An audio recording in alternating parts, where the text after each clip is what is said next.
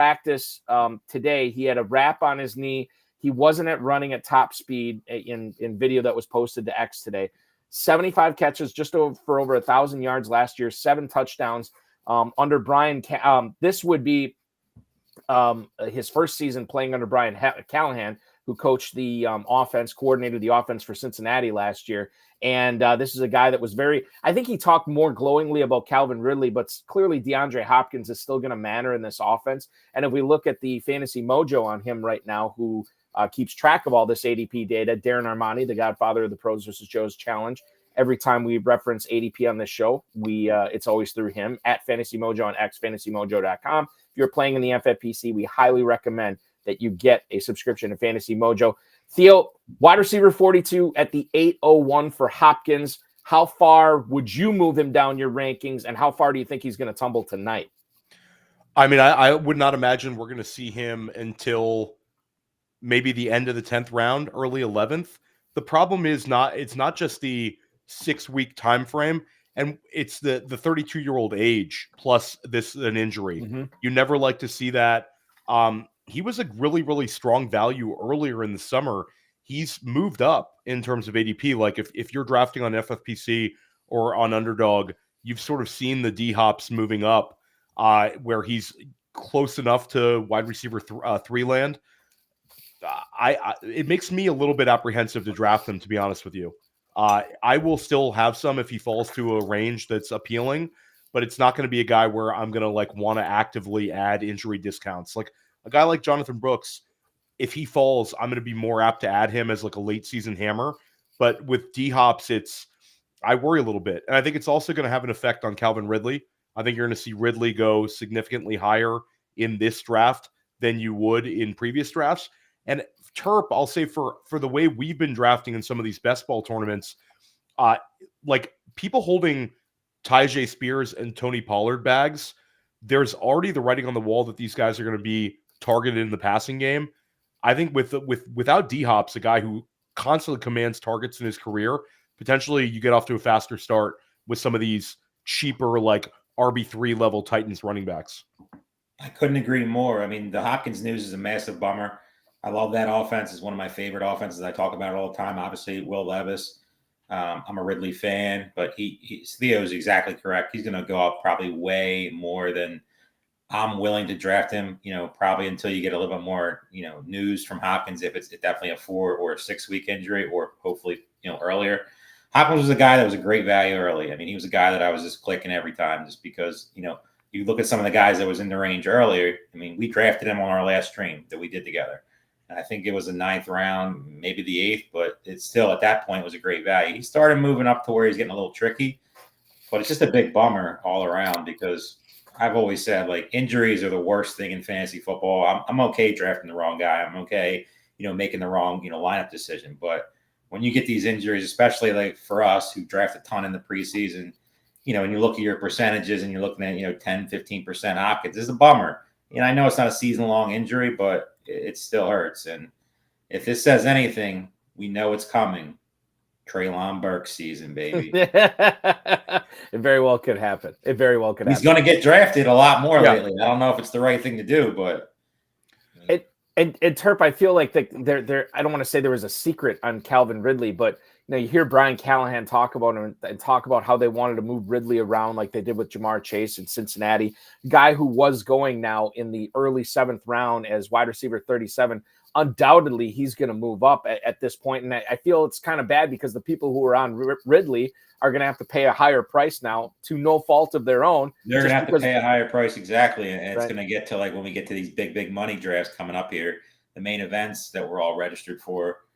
And you get a guy like Calvin Ridley, who, I know I've talked about a bunch. I know Theo talked to about a bunch. He's a guy that we've been targeting a lot. And now if you want him, you're going to have to put him in a category that might be not as easy to click the button.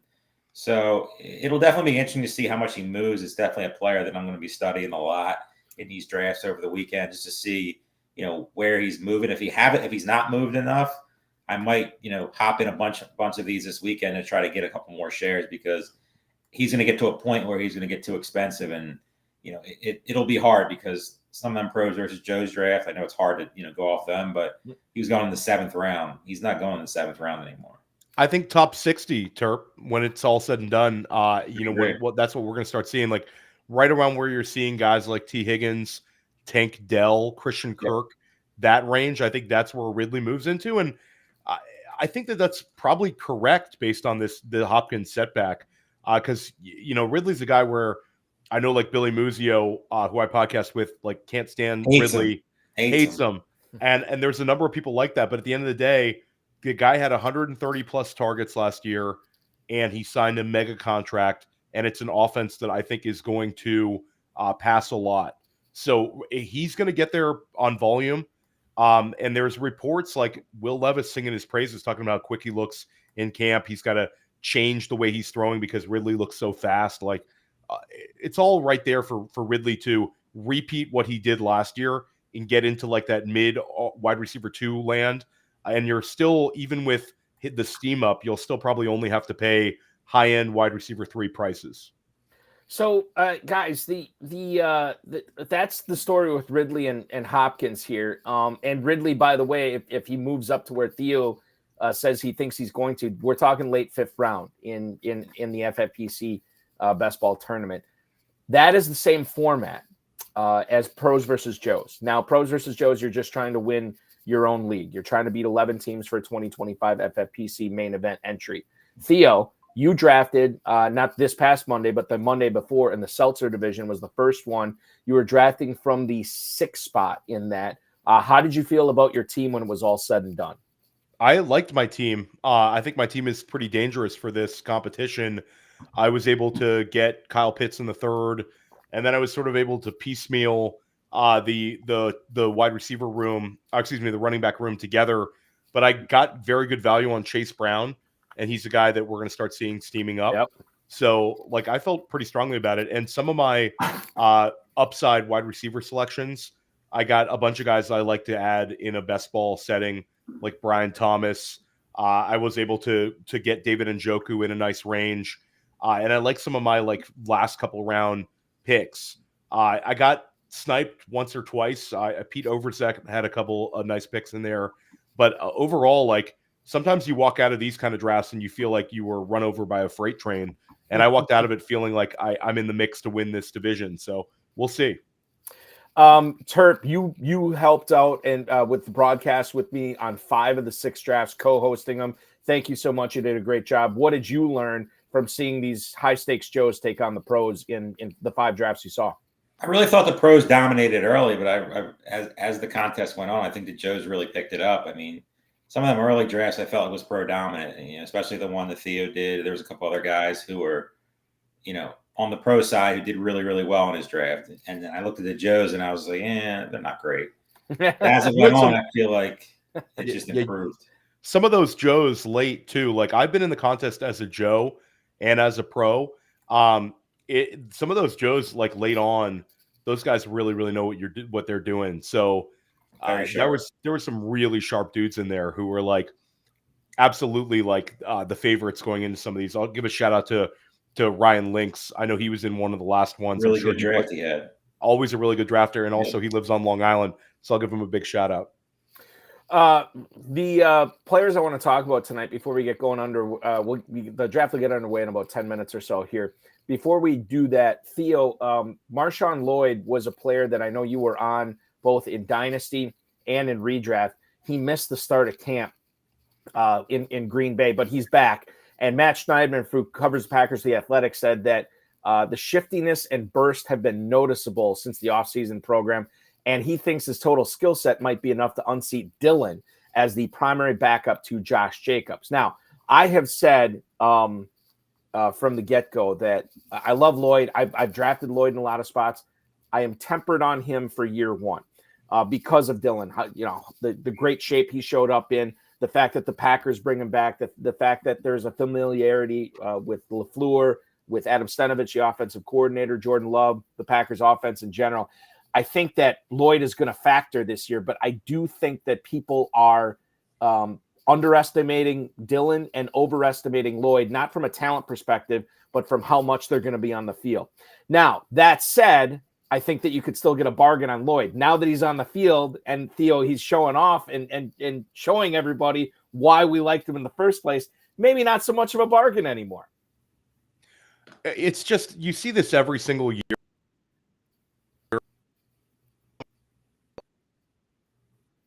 Get praising at a guy like Amari DiMercato and Michael Carter in Arizona, and they're not saying anything about worrying about trade. Same with J. Dillon. I've seen Dillon for years.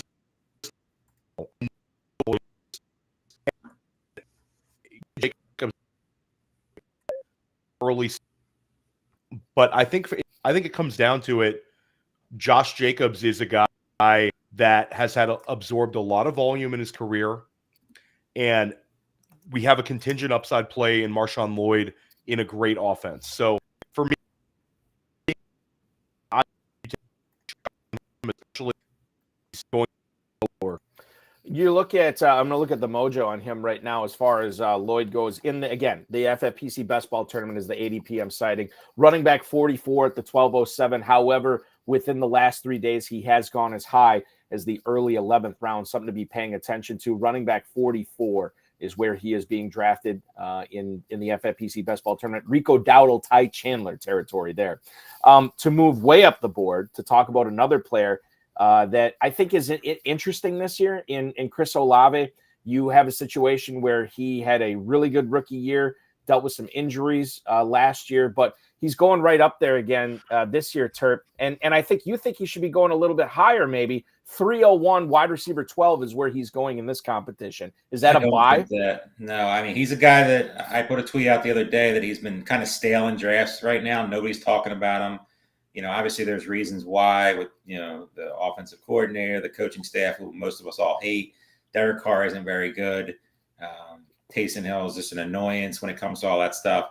So, you know, Chris Olave is a guy that last year I clicked all the time. This year, I haven't really clicked much, and I don't really like drafting Saints. I just don't. I think they could be the worst team out of all teams to draft. Outside of him, he's the only guy I would consider, like heavily. I don't hate Kamara. I don't love him. Kendre Miller, you just never know what the coaching staff might just write him off. And that second receiver room is just a disaster right now. I mean, who's going to be the guy? Is it going to be Shaheed? You know, A.T. Perry. You know, there's a couple other, you know, camp darlings that are getting some pub. So to me, it's. I mean, if Olave falls to me, you know, I'll definitely have some, but he's not like a click that last year was pretty much all right. Olave's on the board, click. I'm taking him no matter what. And he just never. There was never any exciting times last year with Chris Olave as a drafter. So to me, I'll probably be out mostly on him. You know, I'll have some just because I'm a volume, you know, more of a volume drafter, but he won't be a target. He's not a target for you at the 312, which I think makes sense here. He would be if he fell, but he's not going to. He's at not at the 312, the 301. You would take him at the 312. He's going at the 301. That's like Devontae Adams, Nico Collins, Jalen Waddle, if you're looking for a receiver there too. Bill Hollywood chiming in the YouTube chat right now. He thinks of he thinks of the way you think about New Orleans, Terp. He thinks that's how he thinks about Denver. I don't mind Denver. I hate Sean Payton. I've been on record saying I just don't like him. Since he's been back, I just feel like he's just has this arrogance about him that, you know, just throwing Russell Wilson out. And Russell Wilson, you know, wasn't great last year, but just the way he did it and handled it and all that stuff. You know, Javonte Williams went from being cut to now he's a superstar. You know, there's just so much coach speak with him. It just annoys me. Marvin Mims last year, who I loved and still do, but, you know, he kept talking about getting him on the field and never got him on the field. I mean, I don't know, you know, on a team that was that bad, you know, he's trying to hype up Bo Nix, who is okay, but they're cheap. So, like, at the end of the day, like, when you're building late stacks, you can do so much with a Bo Nix, Franklin, Bo Nix, Mims, you know, Bo Nix, you know, Dulcich, you know, Estime at running back, you know, those guys, like, where they're pretty much free in drafts that, hey, maybe if Sean Payton does regain the Sean Payton of, you know, New Orleans days, it could be a different story. It could be a different, you know, way that they could go to, you know, pay off fantasy wise. I don't see that with the Saints. I mean, Derek Carr is you're not drafting Derek Carr and being happy about it. if Well, I mean, there could be a late stack there, though, right? There could be, but I mean, I unless you're going Shaheed, I mean, unless something happens in camp, I mean, the tight end position, Juwan Johnson banged up, Hill still listed as a quarterback, makes things a little more tricky. And then, Kendre Miller, we just don't know. So to me, it's tough. We're about 6 minutes away from the start of the draft here tonight. Once again, Theo Gremminger and Dave Terpoilli are going to be drafting a live FFPC Best Ball Tournament team right here on the stream on the Better Sports Network for the High Stakes Fantasy Football Show. One of the players, because you'll be drafting at the 11 spot, Terp, one of the players that you will have an opportunity to draft both at 111 and 202 is Jonathan Taylor. Is he a guy that you like this year? Is he a guy that's a target for you at that point? How heavy are you going to be on Taylor? Very underweight on Taylor overall. He just doesn't catch the ball. And when you're spending that kind of capital at the running back position with Anthony Richardson, who is pretty much predominantly, we know he's going to run the ball a ton, probably be the goal line back. I'm just out. I mean, he's not a guy that, with all the value at running back this year, I could never imagine clicking him over, Marvin Harrison, over Drake London, over Garrett Wilson, over A.J. Brown, over, some of the tight ends that we've been drafting. I just don't. Will I have a very small amount of Taylor? Yes, just to, as protection. But I just don't see myself going out of my way to get him, especially, there's just so many running backs that are falling. We saw Pacheco and the Pros versus Joe draft fall. ETN has a chance to get to us this tonight. I mean, I've seen that. And then obviously, the rounds after, we talk about Ramondre Stevenson, Aaron Jones, guys like that. So to me, Taylor's not going to be a click. And I know Theo's on the same page there. Terp is drafting with Theo Gremminger from the 11th spot tonight. So probably not Taylor, but we never know what's going to happen there. Theo, and by the way, before we get to Theo, I want to say this. Bill Hollywood was talking about the last Pros versus Joe's draft that we were doing, Terp, and pointed out how the sports gambling podcast guys, Ryan Kramer and Sean Green, didn't take a tight end, I believe, until round 14. They still got Chigakonkwo, and they got Will Levis in that draft too. And he said now he wants him. Now he hopes that they win the whole thing. He also has Ridley and Hopkins, though. So yeah, Ridley had a good value, but Hopkins doesn't look so great right now. Right, exactly. Theo, let's talk about Malik Nabers here for a second. Why do you think he is not going higher in the FFPC Best Ball Tournament? Right now, Malik Nabers has an ADP of 311 at wide receiver 16. I think there's just a lot of really, really strong competition at wide receiver when you're in the wide receiver 2 range this year. I don't think it's necessarily like a anti-Nabers thing, but I do think the market's about to shift. I think Nabers is starting to get so much steam that like people getting him in late 3rd round, I don't think that's going to happen. I think he's going to become way more common to start seeing some Nabers at the 2-3 turn, especially in tournament settings, because he's lighting it up. And it's a guy where the entire market's about to push him up. He's wide receiver 20 on Underdog. He's similar in FFPC, but I think he's going to start breaking into around like the wide receiver 15 range. Despite the strong competition, it's just becoming more and more apparent that this guy's going to get peppered with targets. He's an elite talent, and he's the focal point of their entire offense. So people can talk about, the limitations with Daniel Jones, but I think that's already baked in his ADP price. And that's the thing to keep in mind, too. Let's say they don't have Nabers. Who do they run that offense through? Devin Singletary, Wan'Dale Robinson, Jalen Hyatt, Theo Johnson, Daniel Bellinger. There's just really no elite talent there that's at the skill position that's a pass catcher on that team. So it will be the Malik Nabers show this year. And I think you're right, Theo. I think people have slept on him too long. He's going to start raising up maybe past Cooper Kupp, Jalen Waddle even. That's a possibility. Nico I think he gets past Chris Olave by the time he drafted. Oh, he's already passed him. He's already passed him, right? Oh no, he's not. I beg your pardon. He is not past him. I could see him being drafted over Devontae Adams too. Well, it's sort of like the argument with Drake London and the argument with Chris Olave versus Malik Nabers. Isn't it kind of a similar argument that we're looking for like this sort of unknown upside with a guy like London that we just haven't seen yet? And I think London makes sense where he's going. But at the end of the day, like Malik Nabers could out-target Drake London this year.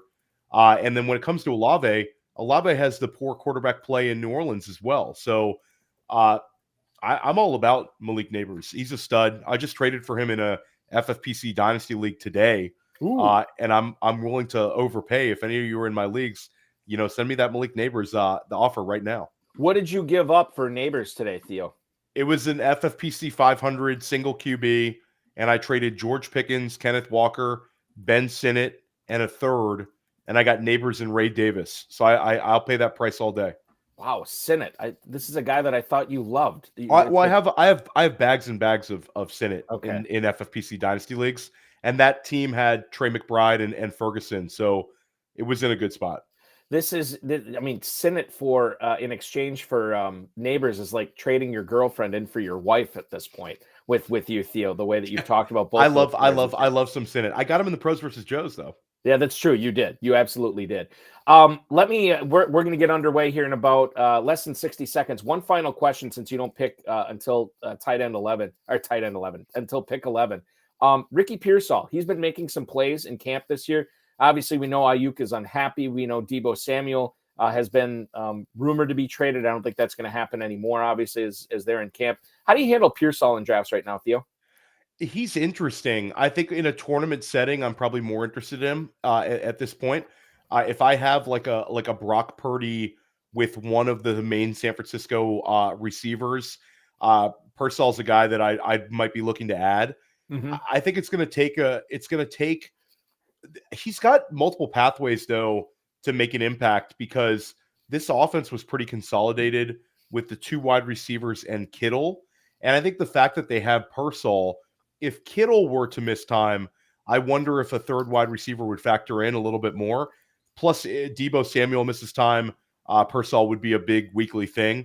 He's a very, very athletic player. They used high draft capital on him, and there's been some very solid reports on him like the last 2 days. So I'm interested in him, especially if I'm stacking, but not necessarily a guy that I'm prioritizing.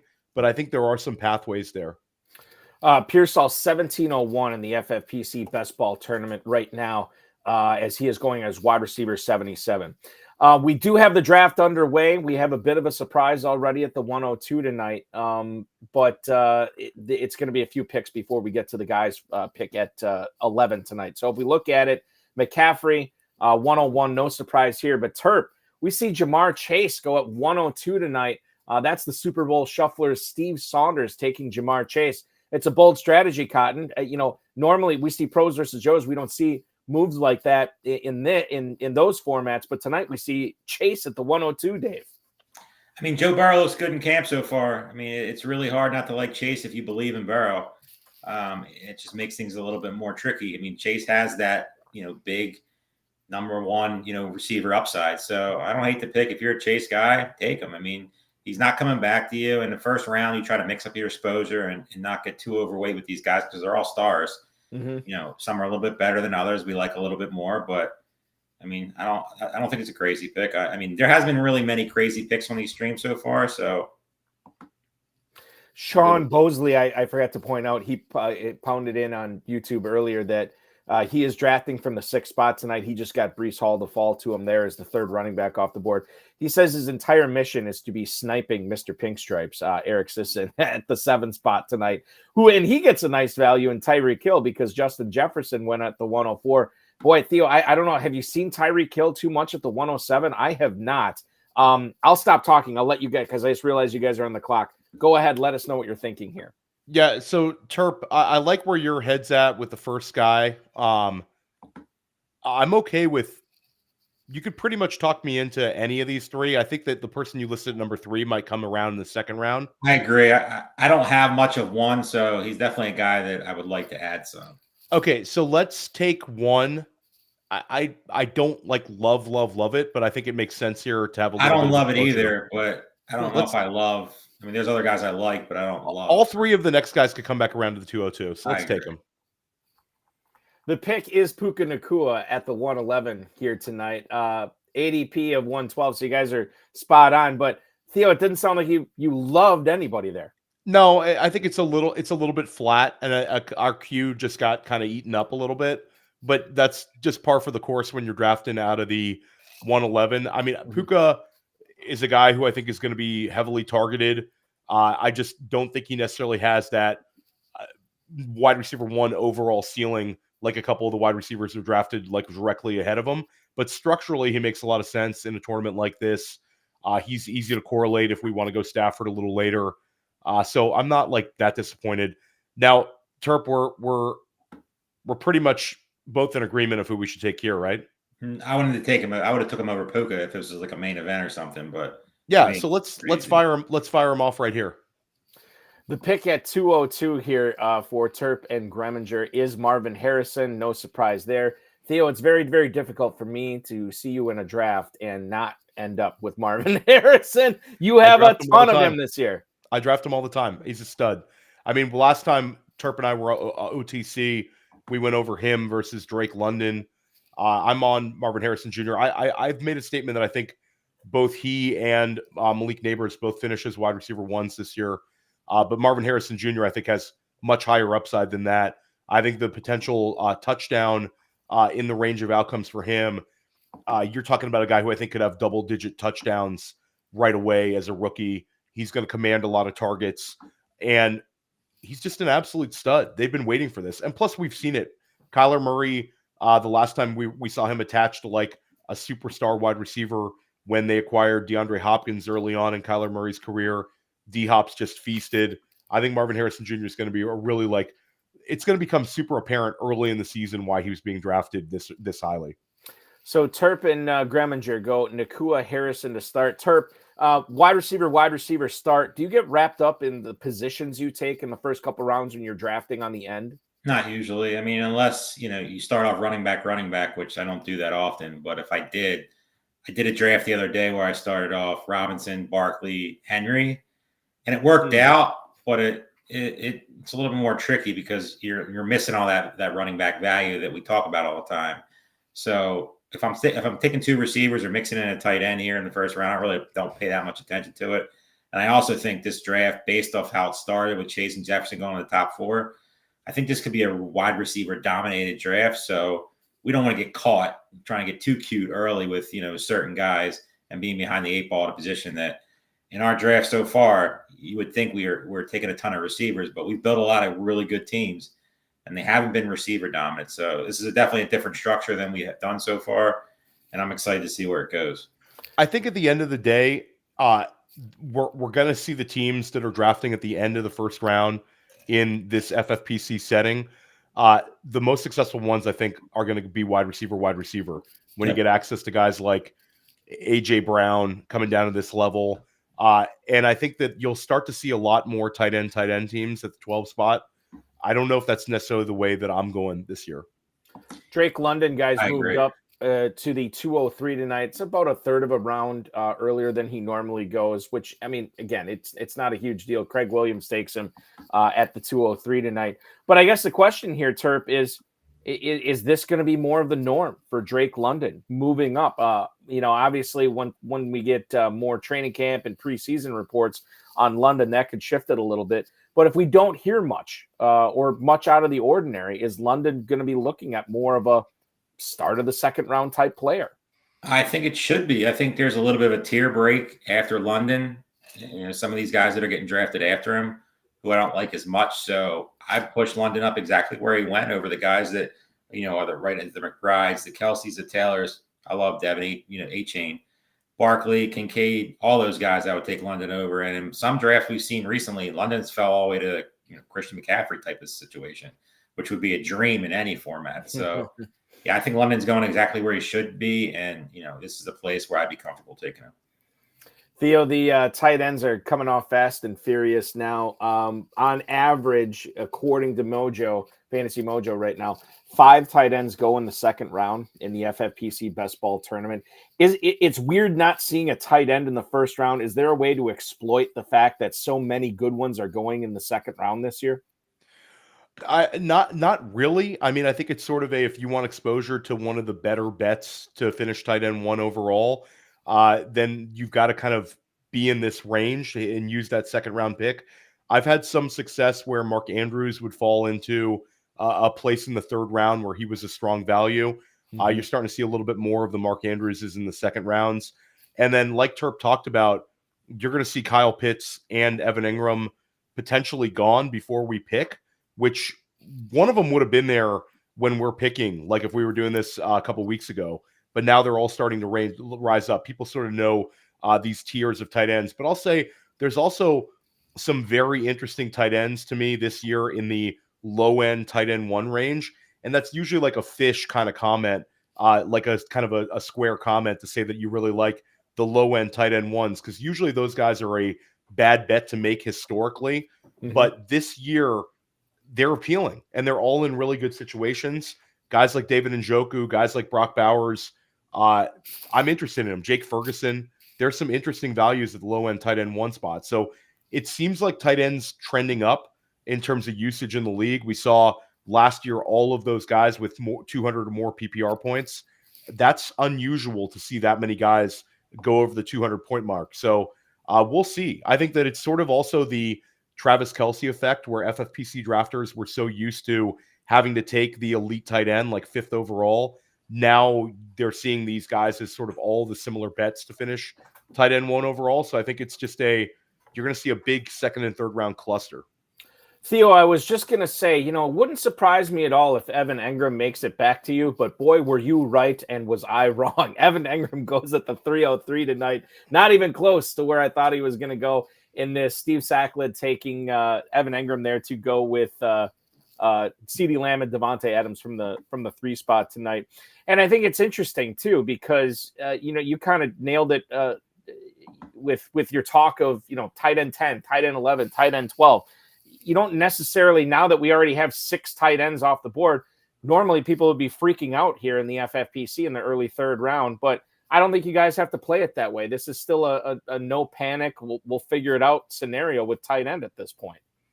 Yeah, I mean, best ball is best ball too, where Terp and I think, will be able to piecemeal it together if we have to. The only issue is sometimes when you miss out on these kind of bets at tight end, it forces you to take more tight ends. So Terp and I might get less late opportunities or 15th round opportunities on a potential running back who could hit, maybe a gut shot wide receiver. So it sort of limits your lottery tickets, which is a little disappointing when we have to make up for it at tight end with volume. Terp, the first team with 2 tight ends has just presented themselves. That's Cypress BBT, team number 4 tonight, who is owned by Donald Talby. When you see something like this in best ball, I already talked about 6 tight ends being off the board. Well, now 7 of them are off the board, and 1 team has 2. Do you adjust your strategy this early in a best ball tournament, knowing that so many of these tight ends are going off the board? Or do you kind of look forward to the running backs and receivers falling to you? I very much look forward to the running backs and receivers that are going to follow us, hopefully. We have a couple guys in the queue right now that I know both of us like. I don't see any reason to, if you don't get one of these top guys, I mean, like he talked about, there's a bunch of guys in that lower, tight end 1 tier that I like a lot. So it's definitely not something I'm worried about. I'm not going to get crazy and push guys up for no reason. There's just so much talent right now at the receiver position and the running back position that are still on the board that no matter what happens in these next couple picks, I mean, we're going to get 2 players that we're very excited about, and they're going to make other teams, that are taking these double tight ends and, which I love. That's one of my favorite strategies to do this year is start, a Kincaid, a Kelsey, and McBride type of situation, and then take a Pitts and Ingram right behind it. I feel like it gives you such an advantage, and you're not that far behind the 8 ball. But, it just all depends on what falls. And so far, these 2 guys going running back starts. Yeah. We know what they're going to be targeting here soon. So did I wish a player like ETN fell to us? I did. But there's another one that I know. There goes the dream. Yeah, the dream of just a young, Of Malik Nabers at the 311. That would have been a dream. I agree. But there's Pacheco was in our queue as well. Pacheco was also in our queue. We have 2 guys in our queue right now that, yeah, I think I prefer more than another, but.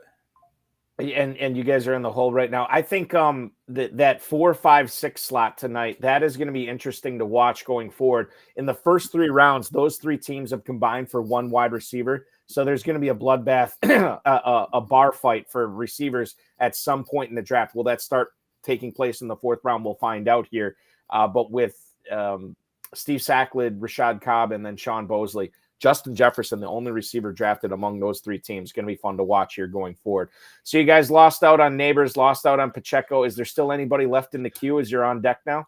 There's one that we like a lot in the queue, and then the others would be just structural ones we would have to kind of lean into. So Correct. hoping that 311, we'll see. So Terp, it's pretty easy here for me. To me, it's 1, and it's not really even close. Yeah, it's 1 by a mile, and I'm happy to get him here. I'm thrilled. He's a guy I've been trying to add more. I feel like I don't know why. I mean, I think he's staying in San Francisco. I don't think there's any questions at all on that at this point. And to me, it just makes too much sense.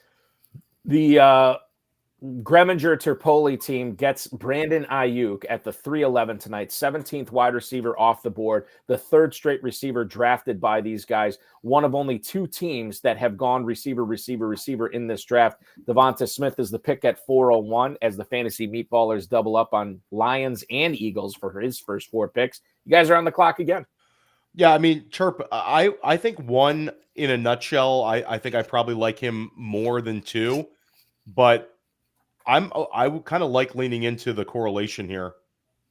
I agree with you. I think it makes a lot of sense, based off, it gives us options down the road at the other, at the quarterback position. And he's another guy that I don't have a lot of, but I feel like, with this offense and with the Kyle Shanahan run scheme, it just makes a ton of sense here. So I'm good with it.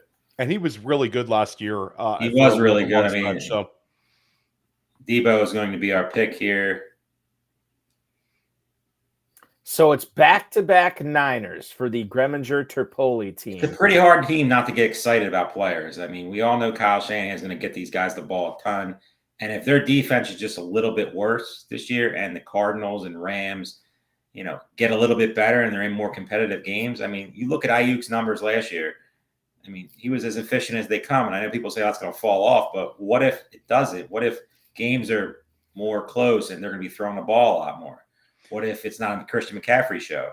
Mm-hmm. Then what happens? Yeah, and one X factor for San Francisco, which I think is interesting, is the overall pass volume for Brock Purdy, who was so effective last year, but his attempts were so low. It's not something I would necessarily bet on, but I think it's in the range of outcomes. You also have the fact that they want to keep Christian McCaffrey more fresh this year. They've talked about that all offseason. And I think in games where McCaffrey doesn't play, you might have an opportunity to see a little bit more of a pass-heavy 49ers. I don't think it's what they necessarily want, but Purdy was so effective on deep balls last year. We talk about Aiyuk, how good he was with like 105 targets. What if he gets 125 in this offense? I mean, then you're really talking about something. He's a league winner at this position if he gets that. And he's even close to as efficient as he was last year, and Purdy continues to take that next step, and that offense is in close games where they got to throw, or maybe the defense a little bit, worse, and, they're not up big early and just hand the ball to McCaffrey at the end. I think Aiyuk is right now, like you look at the ebbs and flows of the summer, Aiyuk is one of the best values right now in fantasy football. Yeah, for sure. I would definitely have taken him ahead of Cooper Kupp. Where we see there. I do think Terp, like Nabers versus Aiyuk, is interesting just because we just made the argument. It's 105 targets for Aiyuk, a guy who we think is going to be super efficient, super explosive, but we might have 150 for Nabers. So that's sort of if Aiyuk gets to that 125, he should be going up there in the right after London territory for me. 100% agree. Guys, Matt Barrows, who covers the Niners for The Athletic, is kind of backing up what you're saying, or maybe you're backing up what he's saying, but he thinks that the Niners offense could be more pass-heavy in 2024. He said if you look at what the Niners did in the postseason last year, 109 pass plays, 77 run plays that were, called run plays, I should say. The non-designed Purdy scrambles are still counted as pass plays. And that was a departure from what they did in the regular season. Now you're looking at potentially more passing, which is great for Samuel and Aiyuk. Theo or Terp, either one. Didn't I read somewhere, and I'm trying to find it, didn't Samuel slim down a little bit this offseason too? Yeah, I don't know if it was – I think he's, one of these guys where they talked about how he's in shape. looking lean and all that kind of stuff. Okay. But I All don't know. right. So, Deebo never seemed like a guy to me that needed to slim down. He's sort of always been like a bowling ball of a build. I think he just looks thick like a running back. But okay. Puka Nacua on our team, Puka is super, super lean compared to where he was last year. Well, he's throwing up on Cooper Kupp's lawn, apparently. I mean, that would make you lose weight for sure if you're Puka. Bulimia always works, you know? Yes, it does. It isn't effective. Say what it is. Cheat code. Debilitating mental disorder, yes, but effective weight loss path, yes, that's also true. Okay, so Aiyuk and Samuel here at the 311 and the 402. Terp, does this make you like put Brock Purdy at a premium? Do you want to make sure that you get him on this squad? I mean, obviously stacking is important, and in a best ball competition that is going to feature thousands of teams, it's important as well. How much of a premium do you put on Purdy as we go through the mid rounds of this draft? I mean, I would say it's a pretty large, guy I want to get. I mean, it makes a lot of sense. Okay. I mean, with Aiyuk, with Samuel, like if we don't get him, will the world end? No, but there's still plenty of options out there that we could fill at that position to, with the guys we drafted in the first 2 rounds, and obviously the guys we're going to be drafting later. But he's definitely a guy that, we're going to probably push up if we have to, just to make sure we secure that stack. I mean, it's hard not to love that offense. I mean, we talk about it, how good they were last year and, how efficient. And if, like we said, Aiyuk gets a couple more targets, Samuel gets a couple more targets, a couple more, handoffs to give McCaffrey a rest. We're looking at guys who should be going a round and a half higher, and we're getting them at a good value. So I would say yes, Purdy's definitely somebody that's going to be a target, but that's just common sense to anybody watching.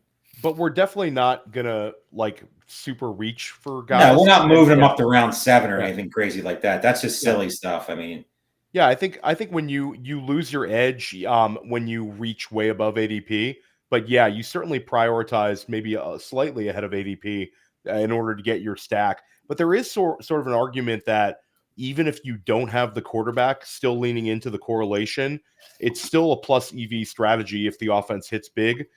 So we're right there. We got multiple stacking options on this team. We're wide receiver everywhere.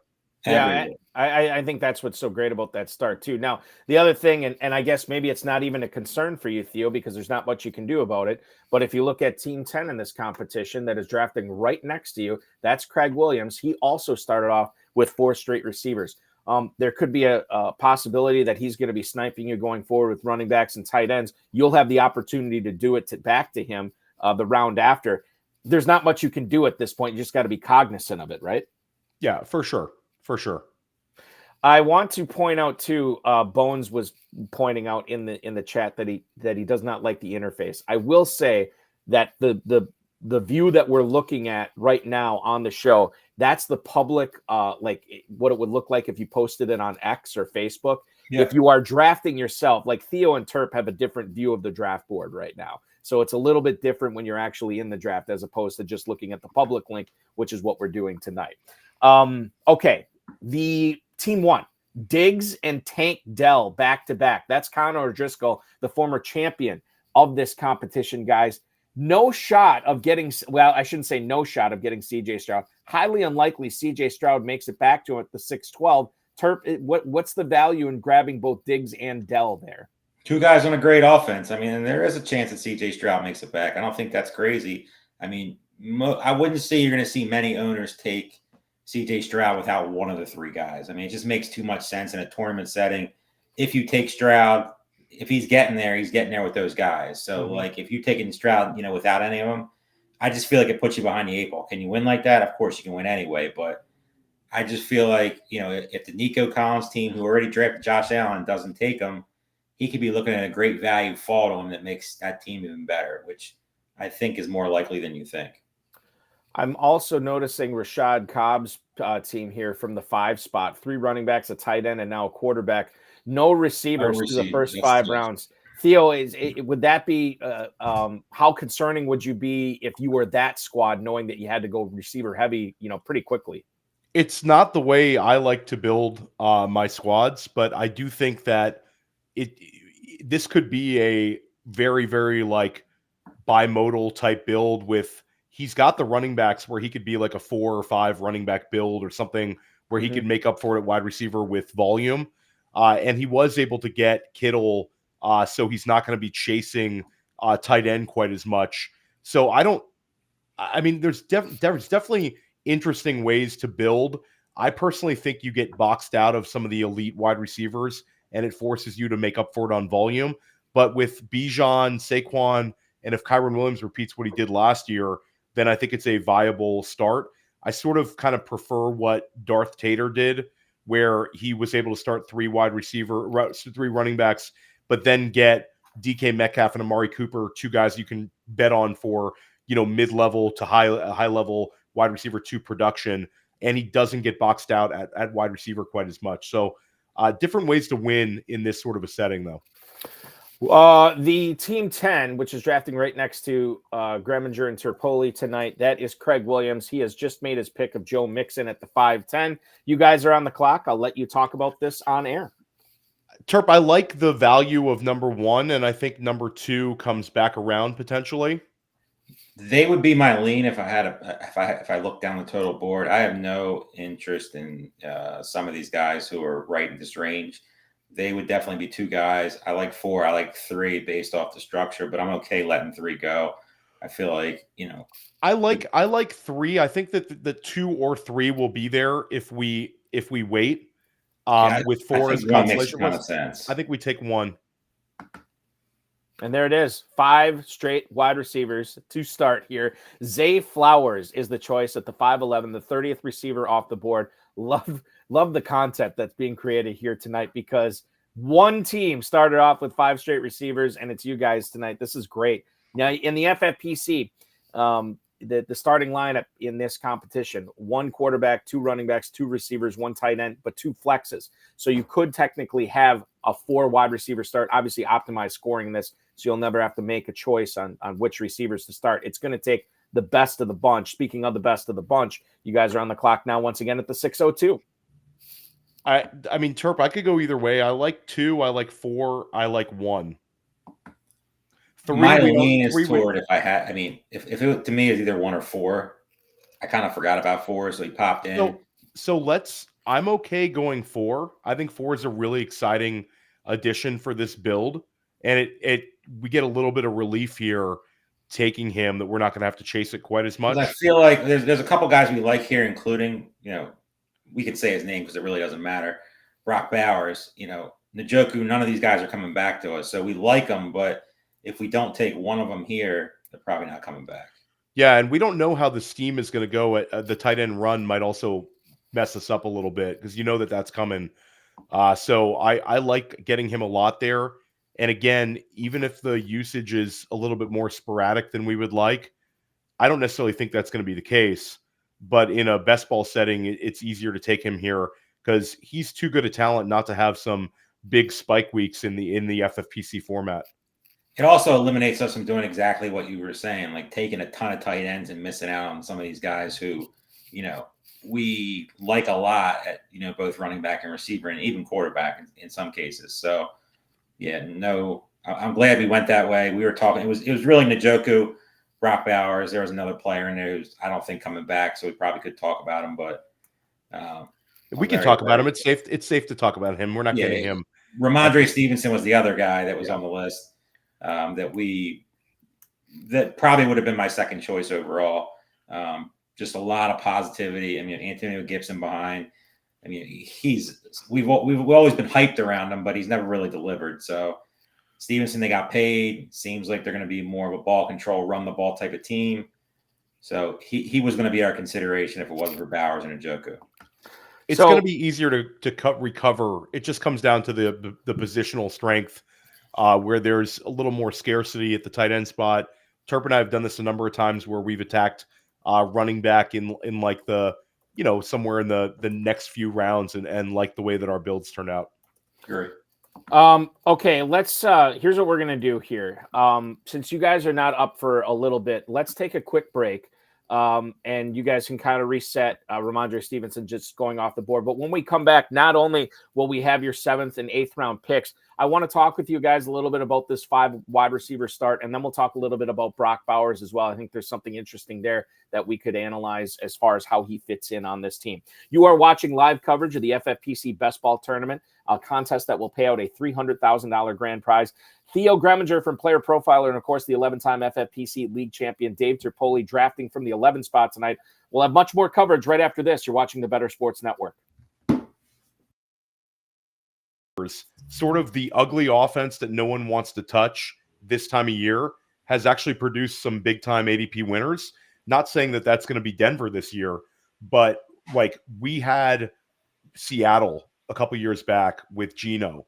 No one wanted to draft any of those guys. Tyler Lockett was pushed down to like wide receiver 48. DK was going in wide receiver 3 land.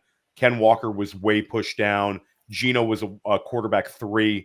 And then Seattle basically, exceeded expectations, and all of those guys crushed at ADP. Last year, Tampa Bay was the same way. Godwin, Evans, Rashad White all pushed down, and White and Evans both gave you top 6 seasons. Baker Mayfield ends up getting quarterback 11 or whatever he finished at. So I don't know if it's going to be Bo Nix, but I do think this offense could exceed expectations. Courtland Sutton's interesting because you talk about getting off to a fast start. He's at that point where until one of these wide receivers breaks through, Courtland Sutton could see a target share that's more like one of his top seasons than like previous seasons, where I think they're going to have to use Courtland Sutton. They also have question marks at tight end. So it's running back, wide receiver 2, tight end, question marks everywhere, plus the rookie quarterback. So I think it's worth taking a shot on just because of how cheap it is. But I don't think it's a team that right now you want to try to like stack and have multiple pieces on the same roster. But if it hits, it could really hit. I will say Bo Nix is always targeting his running backs. Bucky Irving led the nation in receptions by a college running back last year at Oregon. I do think that's like in Bo Nix's nature. The guy's a screen merchant. He likes passes around the line of scrimmage. So Jaleel, if he gets that opportunity, I think he could be like this year's Jalen Warren. I think north of 60 receptions, and he'll return value, especially in best ball terp, where you don't have to worry about when to start Jaleel.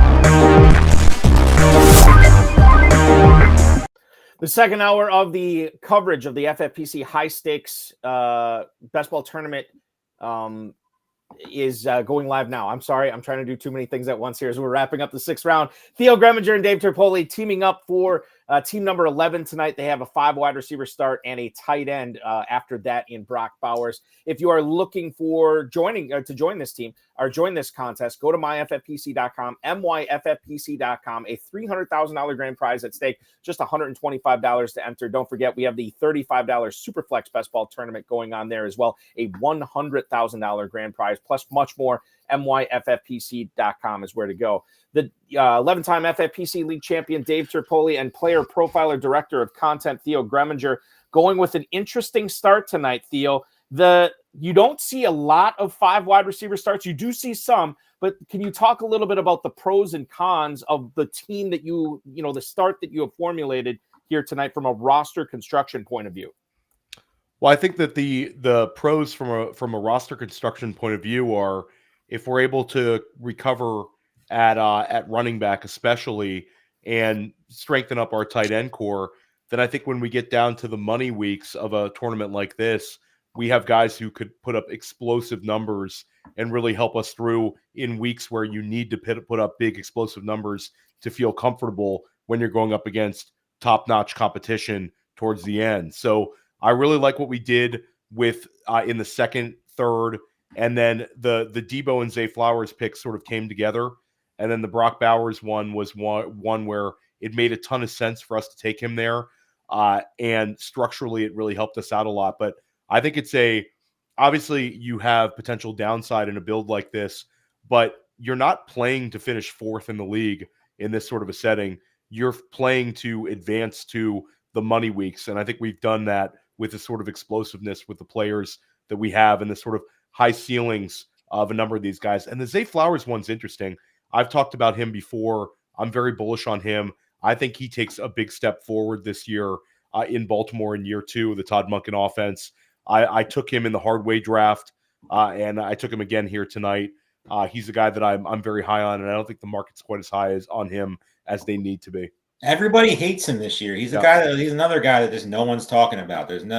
You would think after the year that he had, which is pretty solid, and obviously the playoffs, I know he fumbled, but he still was one of the vocal points of that offense. It seems like he's just in a stale spot where, Zay Flowers with the talent he has in that offense should not. 5th round just seems steep.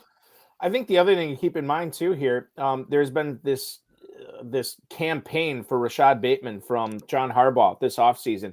And I think some people are buying into it. Other people are not. And if you're not buying into the Bateman hype, what did the Ravens do that would keep you away from Zay Flowers when he's going at the spot at the wide receiver? Devontae Walker, does he make that much difference? No, he does not. So if you're anti John Harbaugh when he's talking about Rashad Bateman, you should be pro Zay Flowers here at the end of the 5th round. I also want to point out there's a reason why these guys are drafting and I am hosting. Number 1, I'm an employee of the FFPC. I can't draft in this contest. Number 2, I said there's no way CJ Stroud makes it back to Connor O'Driscoll at the 6-12. Never a doubt. And Terp said, yeah, I think there's a pretty good shot of that happening. And sure enough, it happened. So now Diggs, Dell, Stroud, that stack is in existence. It is live here with Connor O'Driscoll, the former overall champion of this. He doesn't need any more gifts. Stop giving him gifts. Terp, how does Brock Bowers change the way you handled the tight end position for the rest of the draft? Now, the fact that you didn't take a tight end until the 6th round, but you get the 10th one off the board. How does that change or modify your strategy? It definitely takes a little bit of the stress off us of drafting a bunch of them, just hoping that one. Every year we've seen it. There's always the guy or two that comes out of nowhere that gets up in that tight end 1 number. So you're always going to see it. It's just like when you're drafting a bunch of these guys, you could be getting some dead weight, and you're way behind the 8 ball with some of these teams. So we're really good at receiver, but if we're just going to just pack 4 or 5 tight ends at the end of the draft, just hope for the best, you could put yourself where you're just so far behind the 8 ball that you can't catch up. Team number 9, that's Le'Veon's best balls. Colin Baxter on the clock right now. He takes Jonathan Brooks, and now on the clock is Craig Williams here, and you guys will be on deck. How's the queue looking right now, Theo? I think it looks good here. We're 1 away, and we have several options. I think Terp, just kind of speaking freely, I think if 2 is there, we take him. 1 will come back around. I agree totally. 2 would definitely be the target. And then if 2, we'll wait for this team to pick. I don't want to get all hyped. That's the thing, man. Like, especially in these competitions, like I draft a ton in the KFFSC. You always got to have a backup, and sometimes a backup to the backup, because they'll just go right off the board. In some of these drafts when you're doing, you just get some guy in your brain. You're just like, I want this guy. He fell, so that's good. Okay, so this is a pretty easy one. I think we take 2, and I would be very surprised if 1 is not there at the 802. So let's get this. Okay, so we get our first running back, and I do like we've talked about Ty Chandler as a guy where he's interesting, but Aaron Jones at the end of the day, especially with a potential Jordan Addison suspension, I think Aaron Jones is going to be a fast start type guy. All comes down to health. Yeah, it comes down to health for him. But like Terp, even in a best ball setting, I think he's even more appealing, because if you tell me that he plays 12 games this year and averages 15 points a game, 14 points per game, I kind of take that at the 8th round. We're not going to take zeros here at our other running back positions. Aaron Jones is the pick at 7-11, running back 23.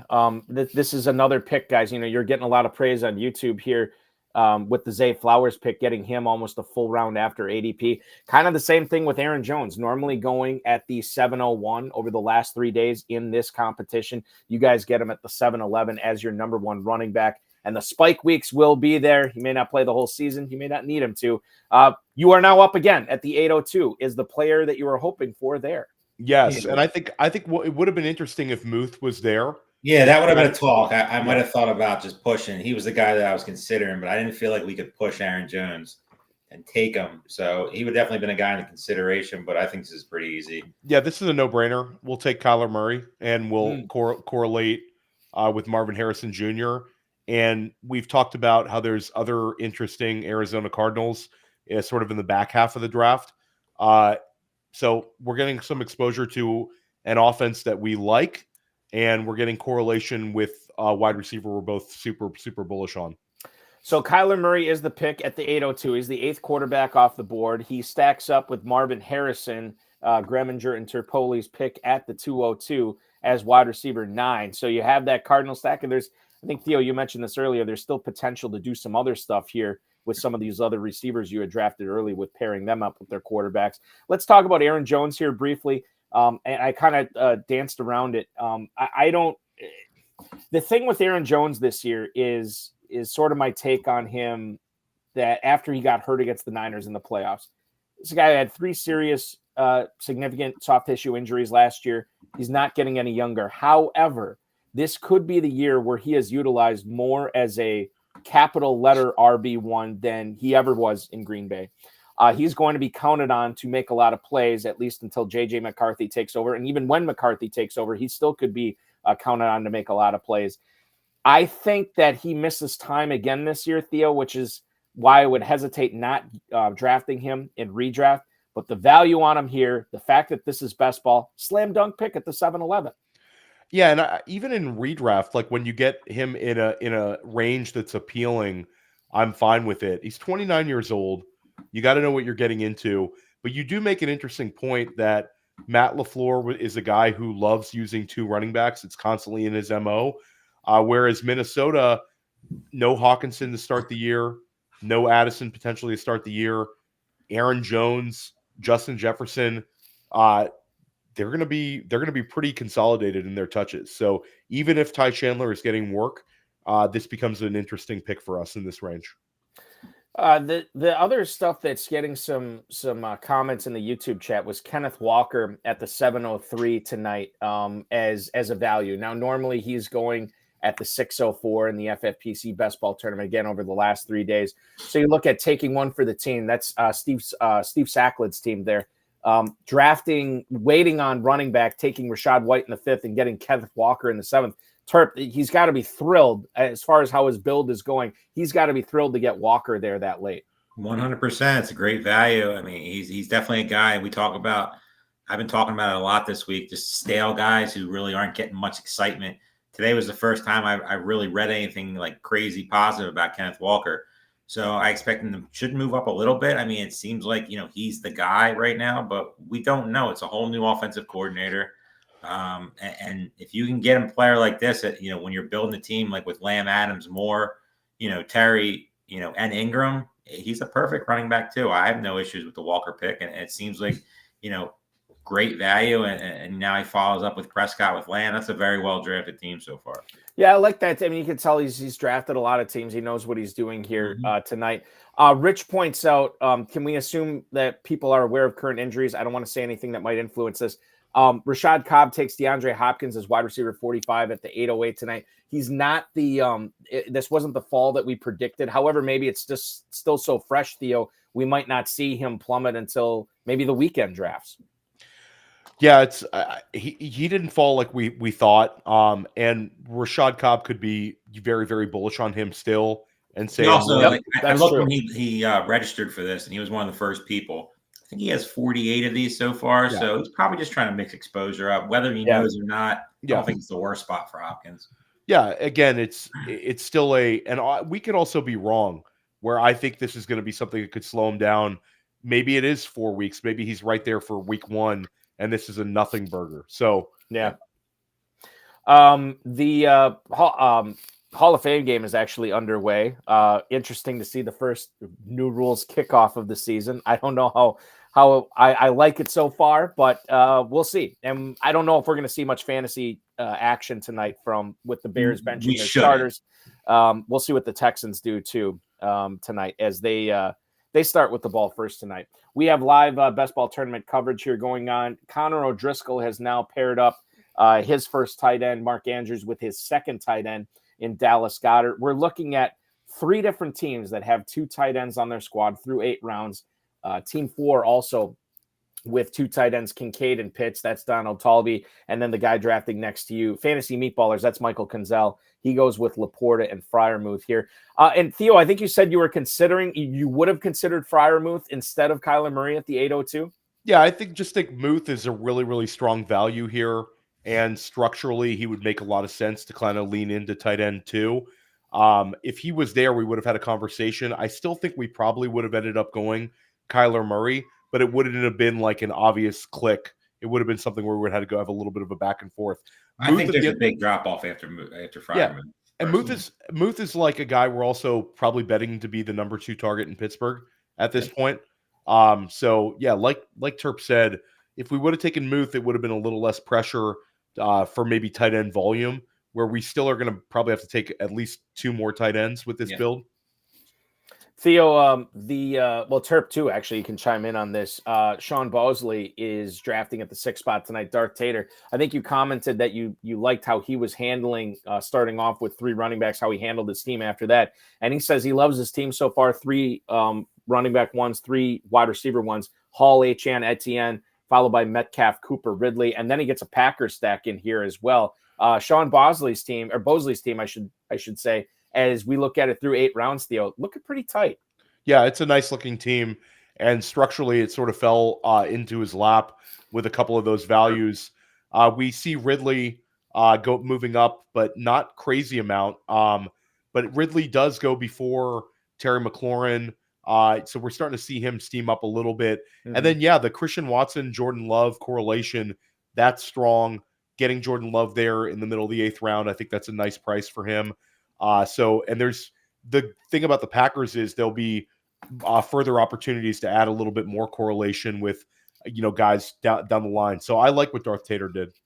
I love what he did. That's a team that I mean, if you're going to start 3 running backs and those 3 running backs, so I knew both of us love a lot, and you pretty much did it perfectly. Then you take 4 really good receivers, pretty much number 1 options on all their team, and then you get the elite quarterback to go with it. I mean, people are anti starting 3 running backs this year, and I get it. I understand. It's going to put you behind the 8 ball a little bit at other positions, but if you could figure out the tight end position with this, and there's going to be plenty of receivers coming up here on his next pick, it's a really, really, really well drafted team.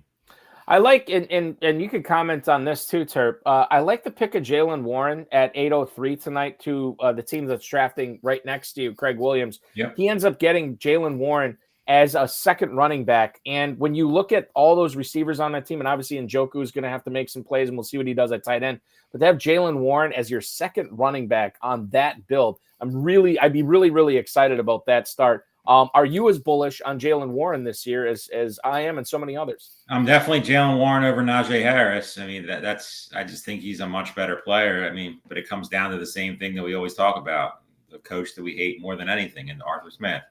I mean, is he going to, feature both guys? Is Cordell Patterson going to be an annoyance?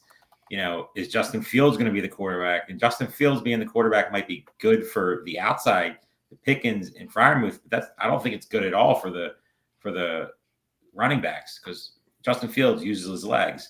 So if he's the starting quarterback and Russell Wilson's not, I think that could be a detriment to this backfield. Not means I'm going to stop drafting him, mm-hmm. but we all know Arthur Smith is not going to just, really. They're also both kind of cannibalizing each other in terms of ADP, where if one of them got hurt, you would see the other one move way up. I'm on Jaylen Warren as well over Najee Harris, but there's some smart people on Najee right now as well. For me, I agree with Terp completely. The big argument for Jaylen Warren is because he's going to catch a ton of footballs. So any sort of offensive change where it limits his target ceiling is going to hurt him and hurt his ceiling. But he's just a really good football player. And where he's going in terms of ADP, I don't think he's going to hurt you. It's just, can he really, really help you at his ADP? And that's going to take Najee not really taking a step forward, kind of continuing his downward ascent. We got the audible, really, the groanish really from Terpoilli after Darth Tater takes Brock Purdy at 906. Terp, would that have been the pick here at 911 for you? I don't think so, but it would have definitely been a consideration of one of the next 2. Yeah. I don't understand the pick. As well as he drafted, that pick just makes no sense for the structure of the team. I don't.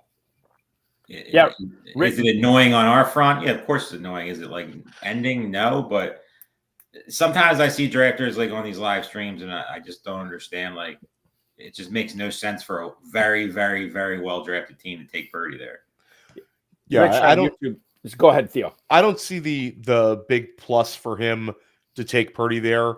I think, Terp, to be honest with you, I thought we would have a chance to get him at the 10:02. Yeah, that would have been the plan. Yeah. But this is working out very well for our queue is money right here. So you guys are on the clock here at the 9-11 after Zach Moss goes off the board to Team 10, who is Craig Williams. Talk it through with the viewers. Well, player number 1 is a guy that we really like, Terp, but could he come back around to the 10:02? Are we willing to risk him for one of these other guys, though? Because I know I love him. I know you love him. Well, you like him more than 3 and 4? Yeah, I do. I think okay, so let's take 3 or 4 comes back. So then let's take 1, and then we'll take 3 or 4 when they come back around. So a guy who's going up or has been moving up draft boards, Theo, you mentioned this in our little pre-draft portion of the program tonight. Running back 30 tonight is Chase Brown. He goes to you guys as the number 2 running back on your squad to go with Aaron Jones. This was a player that you were nervous about Quinzel taking here at the 9-12 or 10-01? Yeah, I think that there was a good chance he would have taken him. Although with his build, I'm not 100%. But we preferred him. Well, there you go. He takes a running back in Devin Singletary. I don't think he's not taking another one here, but anything's possible. We'll see. His 5th. That's one of these things too, and you guys kind of alluded to it before. You never know what drafters are capable in this because you don't know how they're drafting. You don't know if they've drafted 1 team, 2 teams, 0 teams, 40 teams, that they might try to vary some things up. So you always got to be prepared for everything. Expect the worst, hope for the best, expect the worst. And then that's usually how teams are formulated. Dominant teams are formulated here. He takes Tyler Lockett at the 10:01. Once again, Gremminger, Terpoilli on the clock. The gamble paid off. We get pretty much our selection of 2 or 3. So I will defer to you on this one. I can make an argument for both. I probably lean 3 because of the upside. So let's go with him. Yeah, I just feel like he makes a lot more sense for this build. Yeah, let's go Tyjae Spears. This is a guy that we like. And we like the upside of him. I know some people will have Tony Pollard's going to go within the next few picks. And there's a lot of people on Tony Pollard ahead of Tyjae Spears. But Tyjae Spears, we've already seen him go 50-plus receptions. He's younger. He's explosive, super efficient player. And Pollard took a step back last year. So I think everybody's hoping that Pollard bounces back. And I think, again, a lot of very smart people on that. But I'm Tyjae Spears over him. Not usually having to take him ahead of him, though, Terp. But I'm fine doing it. I really haven't seen many times where he does go ahead of him, but I'm perfectly okay with doing it, especially with this build. I mean, Spears is going to be very active on this team. As much as I think Tony Pollard is going to rebound, I think it's going to be a 55-45, 60-40, and it could go either way. And if one of those guys really take that job, I mean, you could be looking at a gold mine in the 10th round. So I'm trying to get as much of them as possible, both of them. I have a small lean towards Spears, but it's not any downgrade to Pollard. I think he's going to be much better this year. Yeah, and it's not like we reached a lot. They're going very close to one another. I think they were back-to-back in the running back rankings on Underdog recently. That might have shifted, but they're really, really close to each other.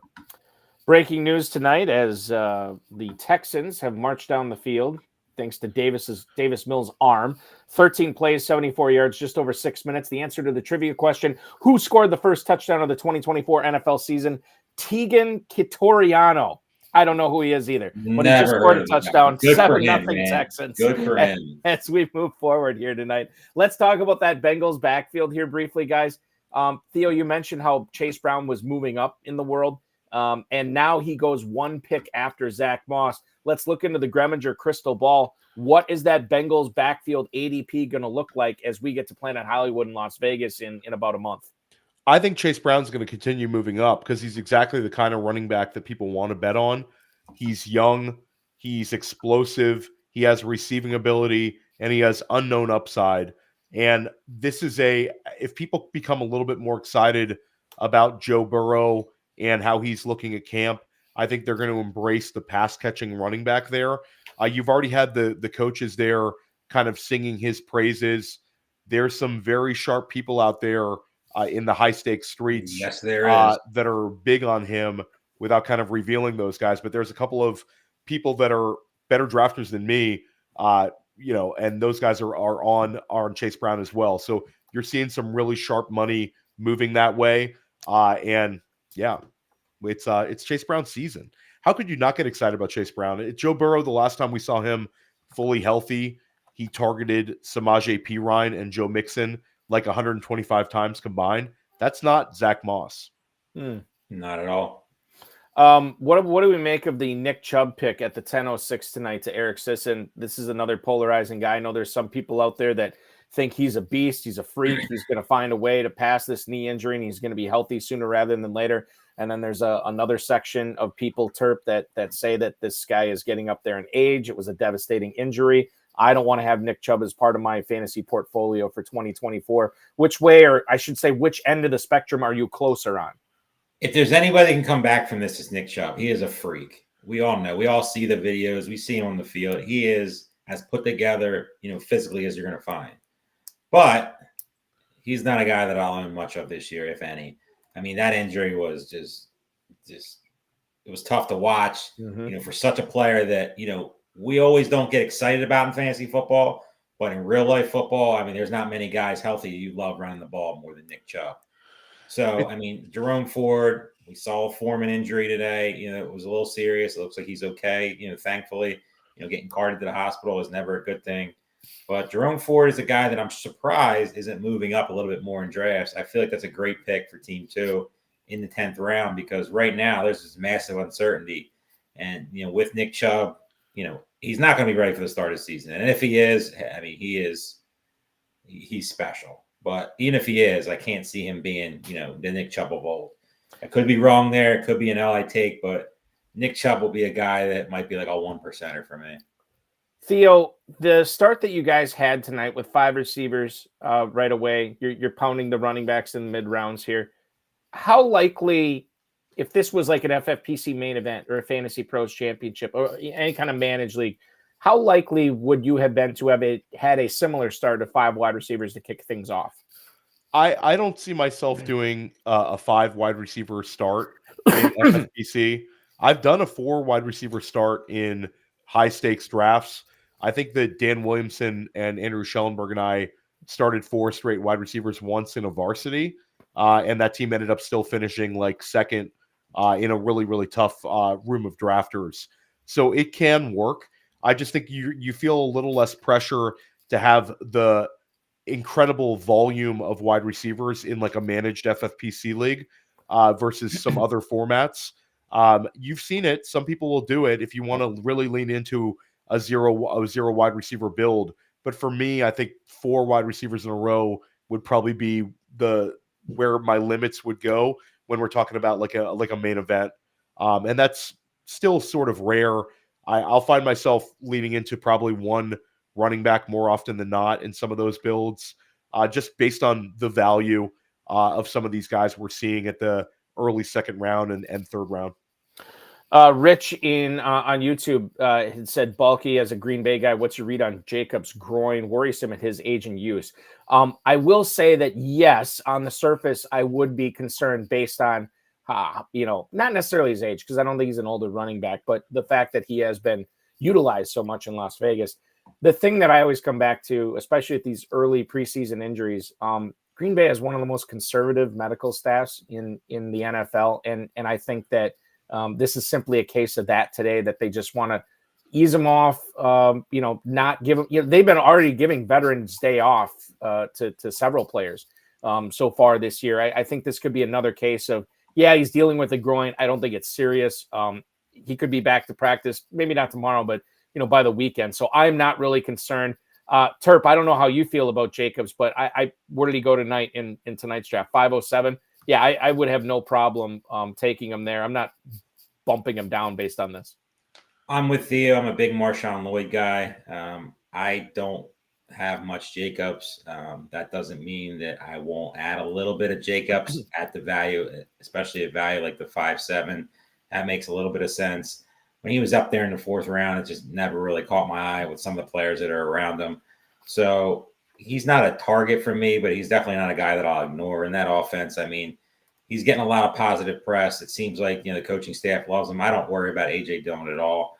I mean, he might be annoying for a week or two, but he's never going to take carries away unless somebody gets injured of this, Josh Jacobs and the rookie Lloyd, who I agree with you. He might not be ready right away to be a guy, but he has so much talent. He was one of my favorite running backs coming out of the draft. And he's definitely a guy that he might not be ready right now, but I'd say by mid-season, he could be a league winner. I think I'll talk about MarShawn Lloyd in a little bit. You guys are on the clock here at the 11:11. I'll let you guys talk through it. So I'll say Terp. I think that number 1 makes sense, but he could come back around. I see there being no reason why 12 would take 1. So yeah, I'm willing to gamble. 2 is interesting to me. And 4 is interesting to me just because of the uniqueness of it, and there's a chance that they both could correlate well with one another. I kind of like 2. If you want to go with 1 and just... I don't want to go with 1. To me, it's 2 or 4. Okay, so let's go 2. Okay, so let's take Charbonnet. And then we'll see what happens here. Running back 41 as the 11-11 tonight. Zach Charbonnet, the 4th running back selected by Gremminger Terpoilli in the last 5 rounds as they are loading up on their backfield. The fantasy meatballers, Michael Kinzel, is now on the clock at the 12:01. The guys are on deck right now as Kinzel had taken Rashid Shaheed as his primary pick here at the 11-12. We'll find out what he does here. And then Theo and Terp will be back on the clock. Theo, it sounds like the queue's looking like it's in good shape right now. Yeah, the queue's looking like it's in good shape. We sort of game theoried it that our guy's going to come back around, and we were correct to do so. We can take Matt Stafford as our QB2 here. Yep. Terp? Yep. Let's do it. Stafford will be the second quarterback, joining Kyler Murray as a signal caller for Gremminger Terpoilli, and pairs up nicely with Puka Nacua, the first-round pick here today. So I guess the thing to keep in mind, or the thing that I notice right now, is I love running quarterbacks. Obviously, Stafford is not one of them, but with the lack of those running quarterbacks that are still out there, as Stafford was the 18th quarterback off the board, the fact that you could stack him here with Nacua, Terp, too good to pass up. Too good to pass up. I mean, sometimes you like living dangerously in these leagues, but realistically, after studying the rosters and studying the Cooper Kupp team right next to us, there was no way that he wasn't taking Stafford. I love living dangerously and letting quarterbacks pass, but you don't want to get too cute in these, especially with somebody with Stafford and the McVay offense, who we know is going to chuck the ball a lot.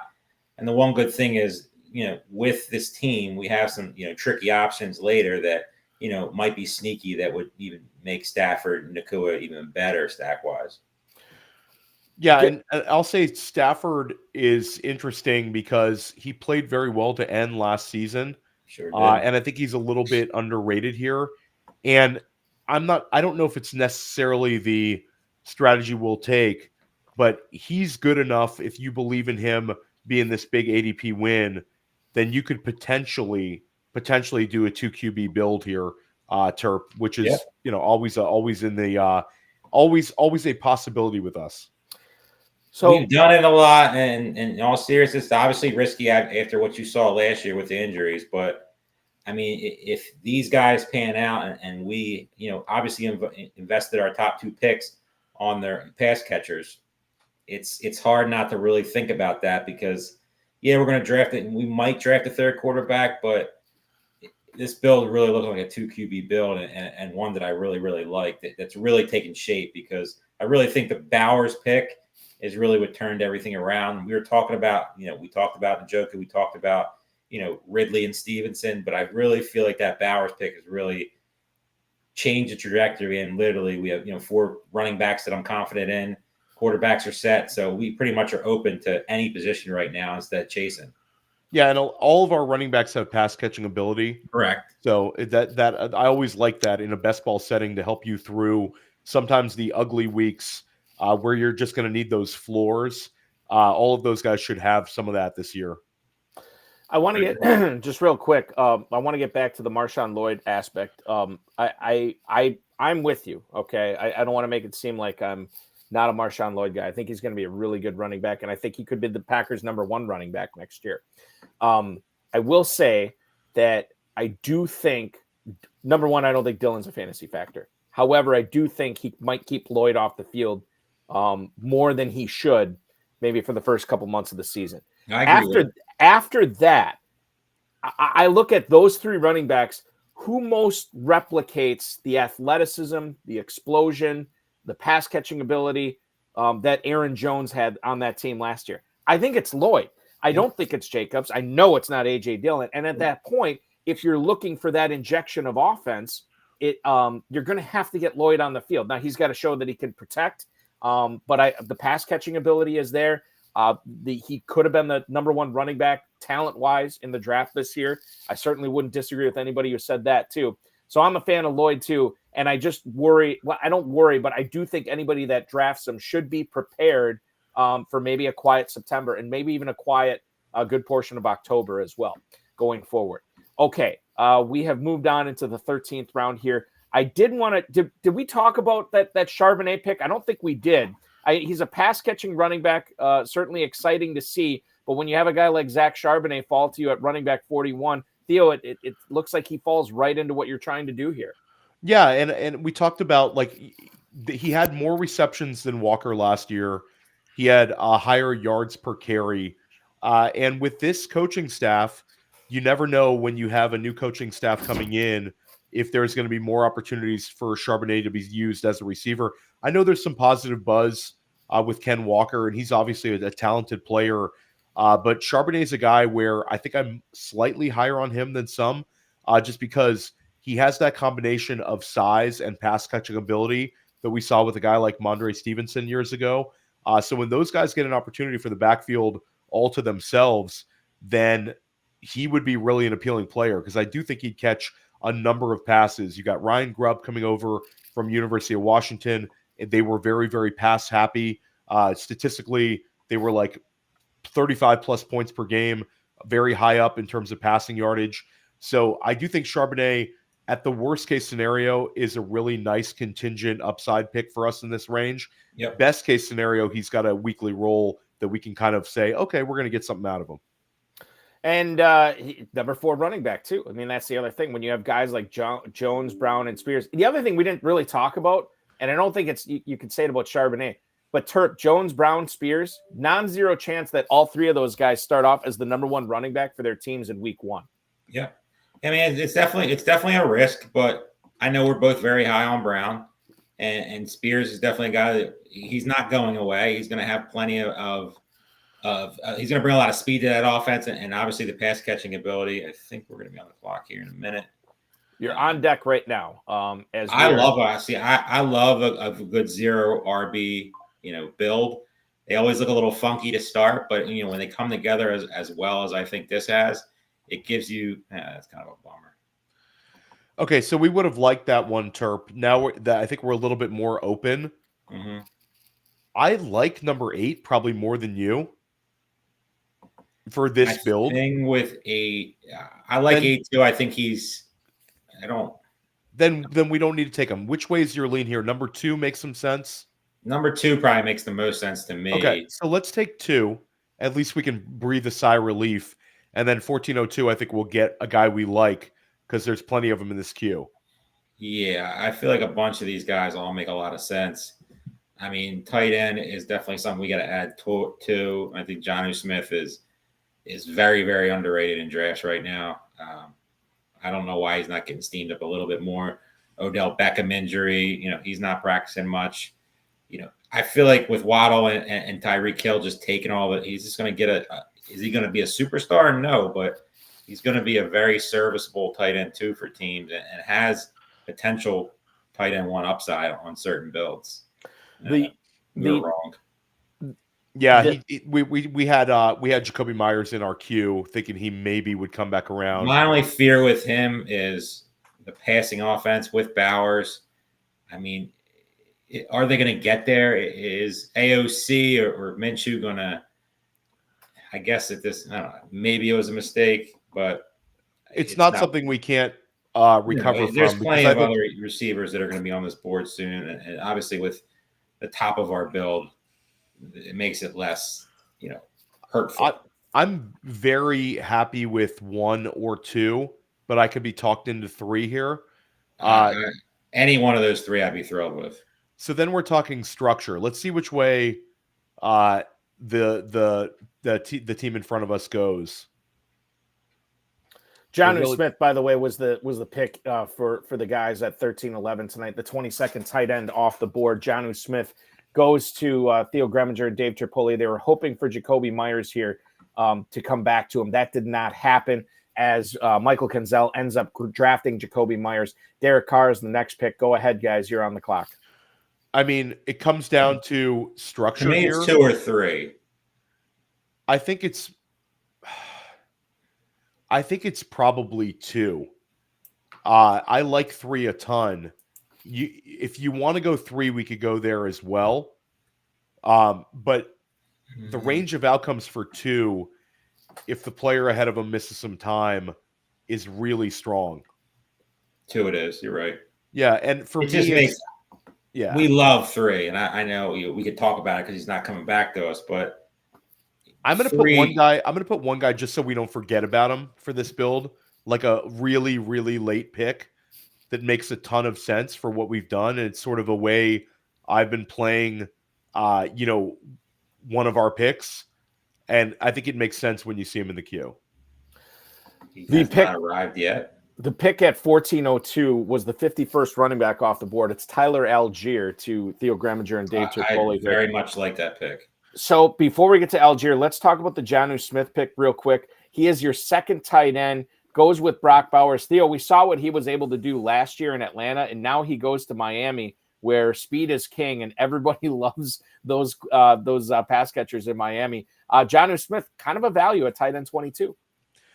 Yeah, I mean, Jonnu Smith, especially in a best ball setting, I mean, it's a guy who can still make big plays with his yak ability.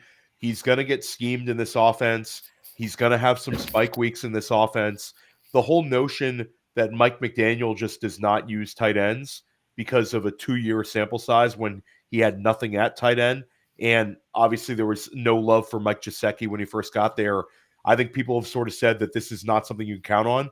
I think Jonnu Smith, when it's all said and done, based on spike weeks, he could end up being like a very high-end tight end 2, which is super valuable in FFPC. And I think that there's a chance he could end up being a very low-end tight end 1. This offense is so good that there's an opportunity for Jonnu to be like an 8-touchdown guy.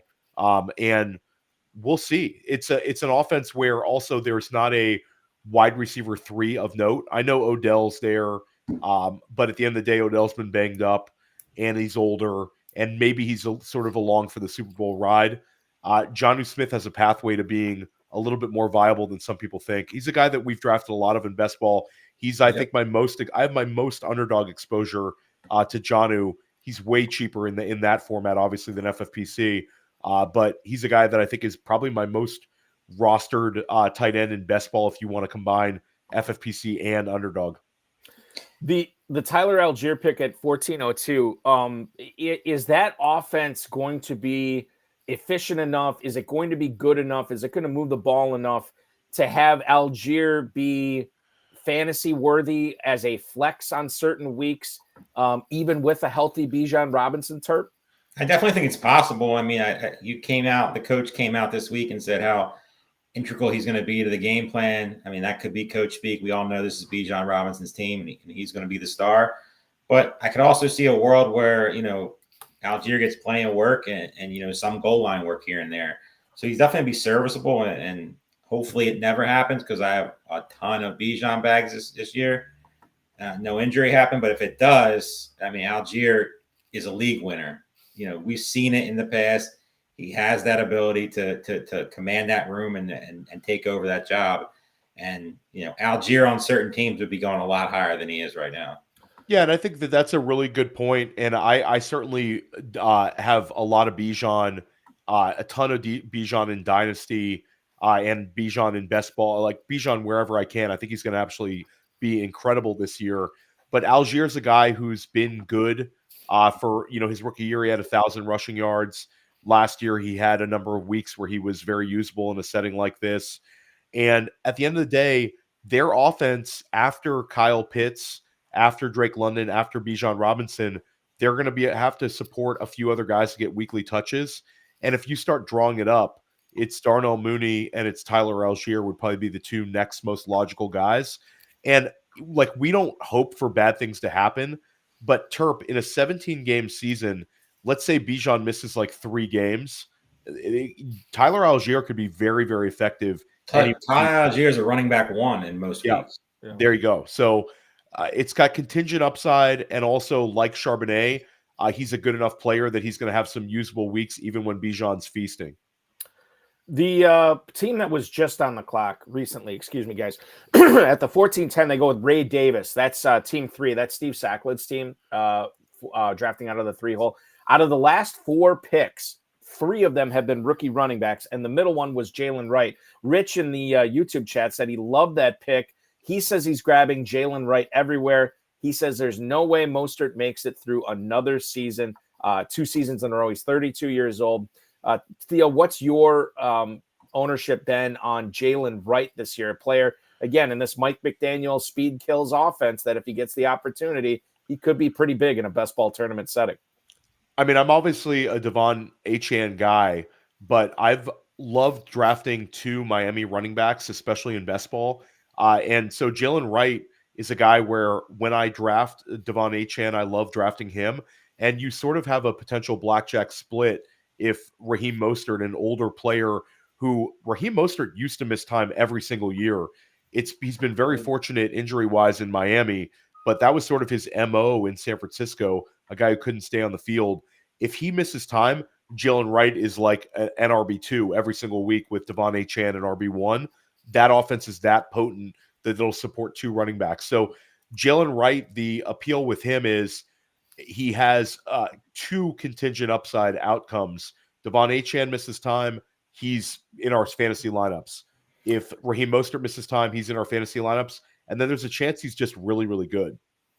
The last 2 picks, once again, for Gremminger and Terpoilli, Jonnu Smith and Tyler Allgeier. We are headed towards the middle of the 15th round. We're going to step out and take our final break of the program. We'll probably go a little bit past 9 p.m. Eastern time tonight. So a little extra HSFF show tonight as Theo Gremminger, Dave Terpoilli drafting in the FFPC Best Ball Tournament, gunning for a $300,000 grand prize. I'm Eric Balkman. You're watching the Better Sports Network. Back right after this. With Dynasty is that it's so hard to get a good league going. Like, it's very difficult to get all these friends that are going to be paying attention, or they're going to stick with it, and they're not going to say, "Oh, I don't want to play anymore. My team stinks. Find somebody else next year." Like, and then you're collecting dues, and then you're getting in arguments, and you're arguing with people on Twitter about dues. Like, we've seen too much of that going on. So it's very difficult. And what happens is you find like 5 or 6 good people that want to play, and then you don't have enough people, and you fill the league with a bunch of weirdos.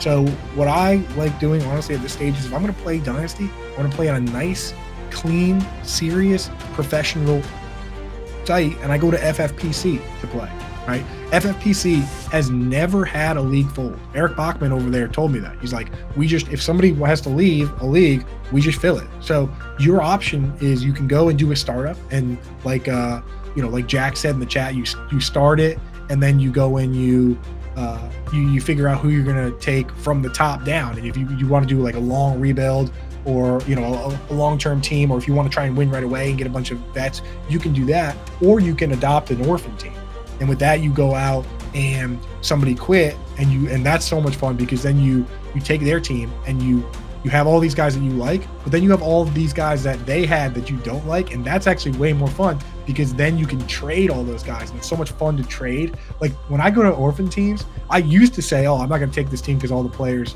I don't like them. I only want players I do like. But I've realized that it's actually more fun to take the teams that have a couple guys you really like and a couple guys that everyone else likes that you don't like, and then trade them. Like, go and grab an orphan team like Gabe Davis and trade him to some Gabe Davis guy. So go do that now. Use you can use the QR code here, or a link in the description, or go to myffpc.com. Just make sure you use promo code COOP when you get set up, they'll give you $25 when you deposit 35 or more.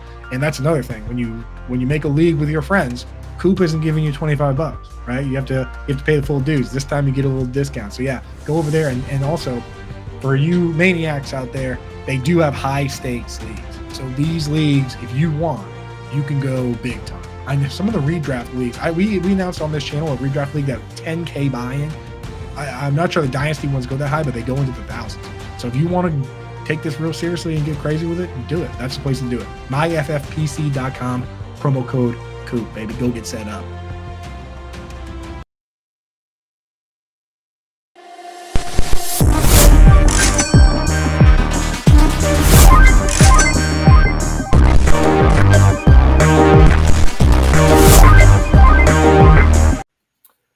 I'll let these guys chat it out here. 10 seconds on the clock at the 15. No, we're taking Audric Estime.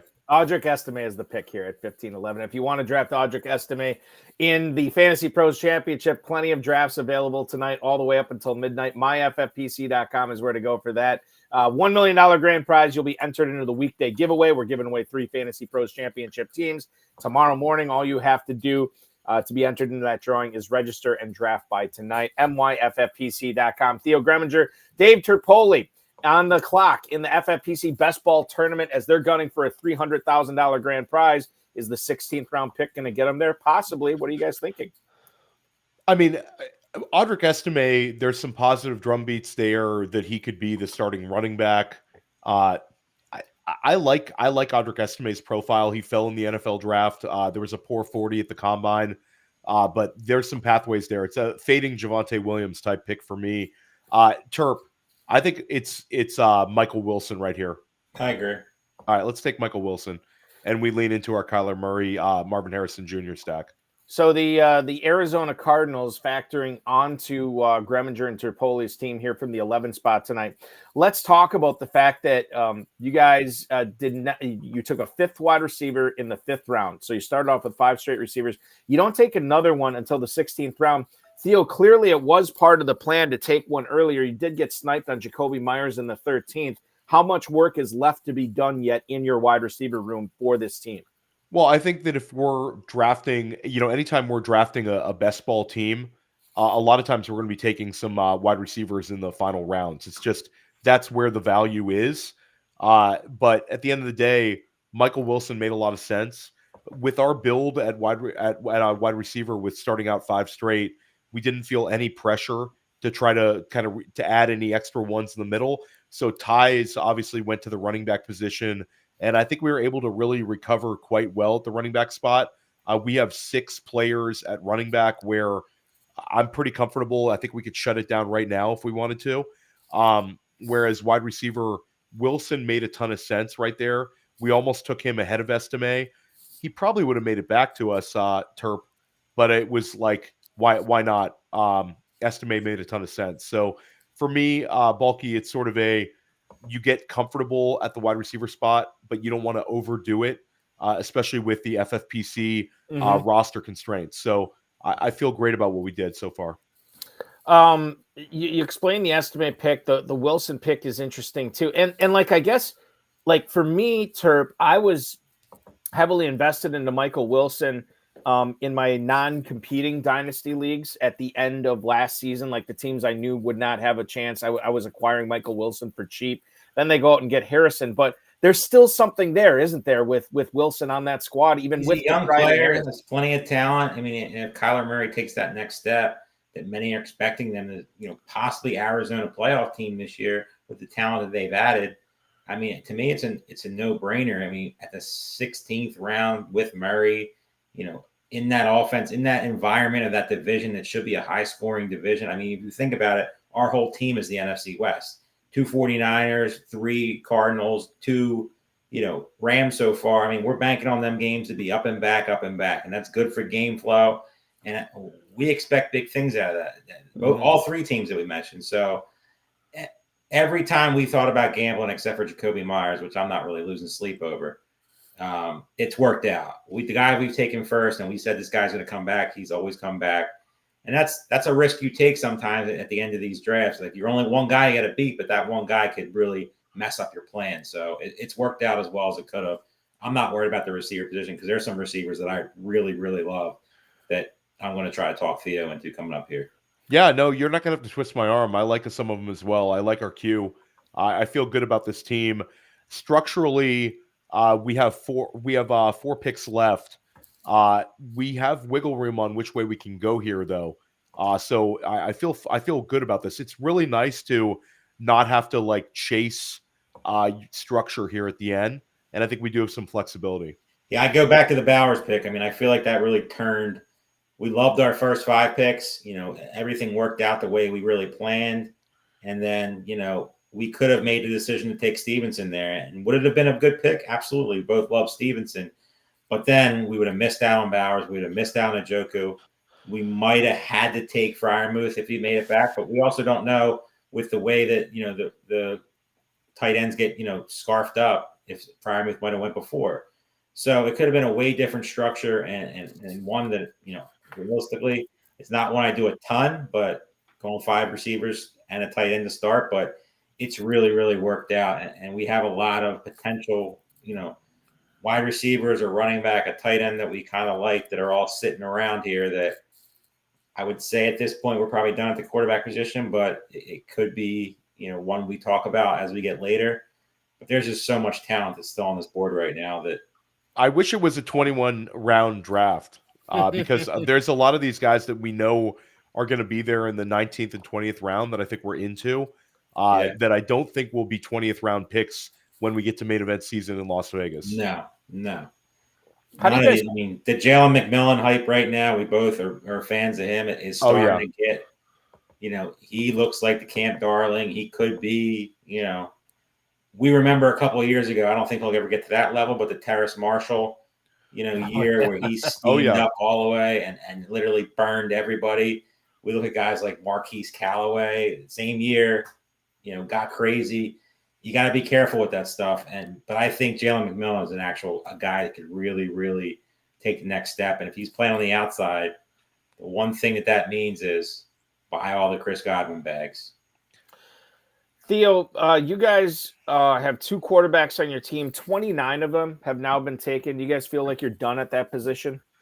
I think that we're still open to taking a quarterback, and I think there's some interesting quarterbacks that are available late this year in these FFPC Best Ball tournaments.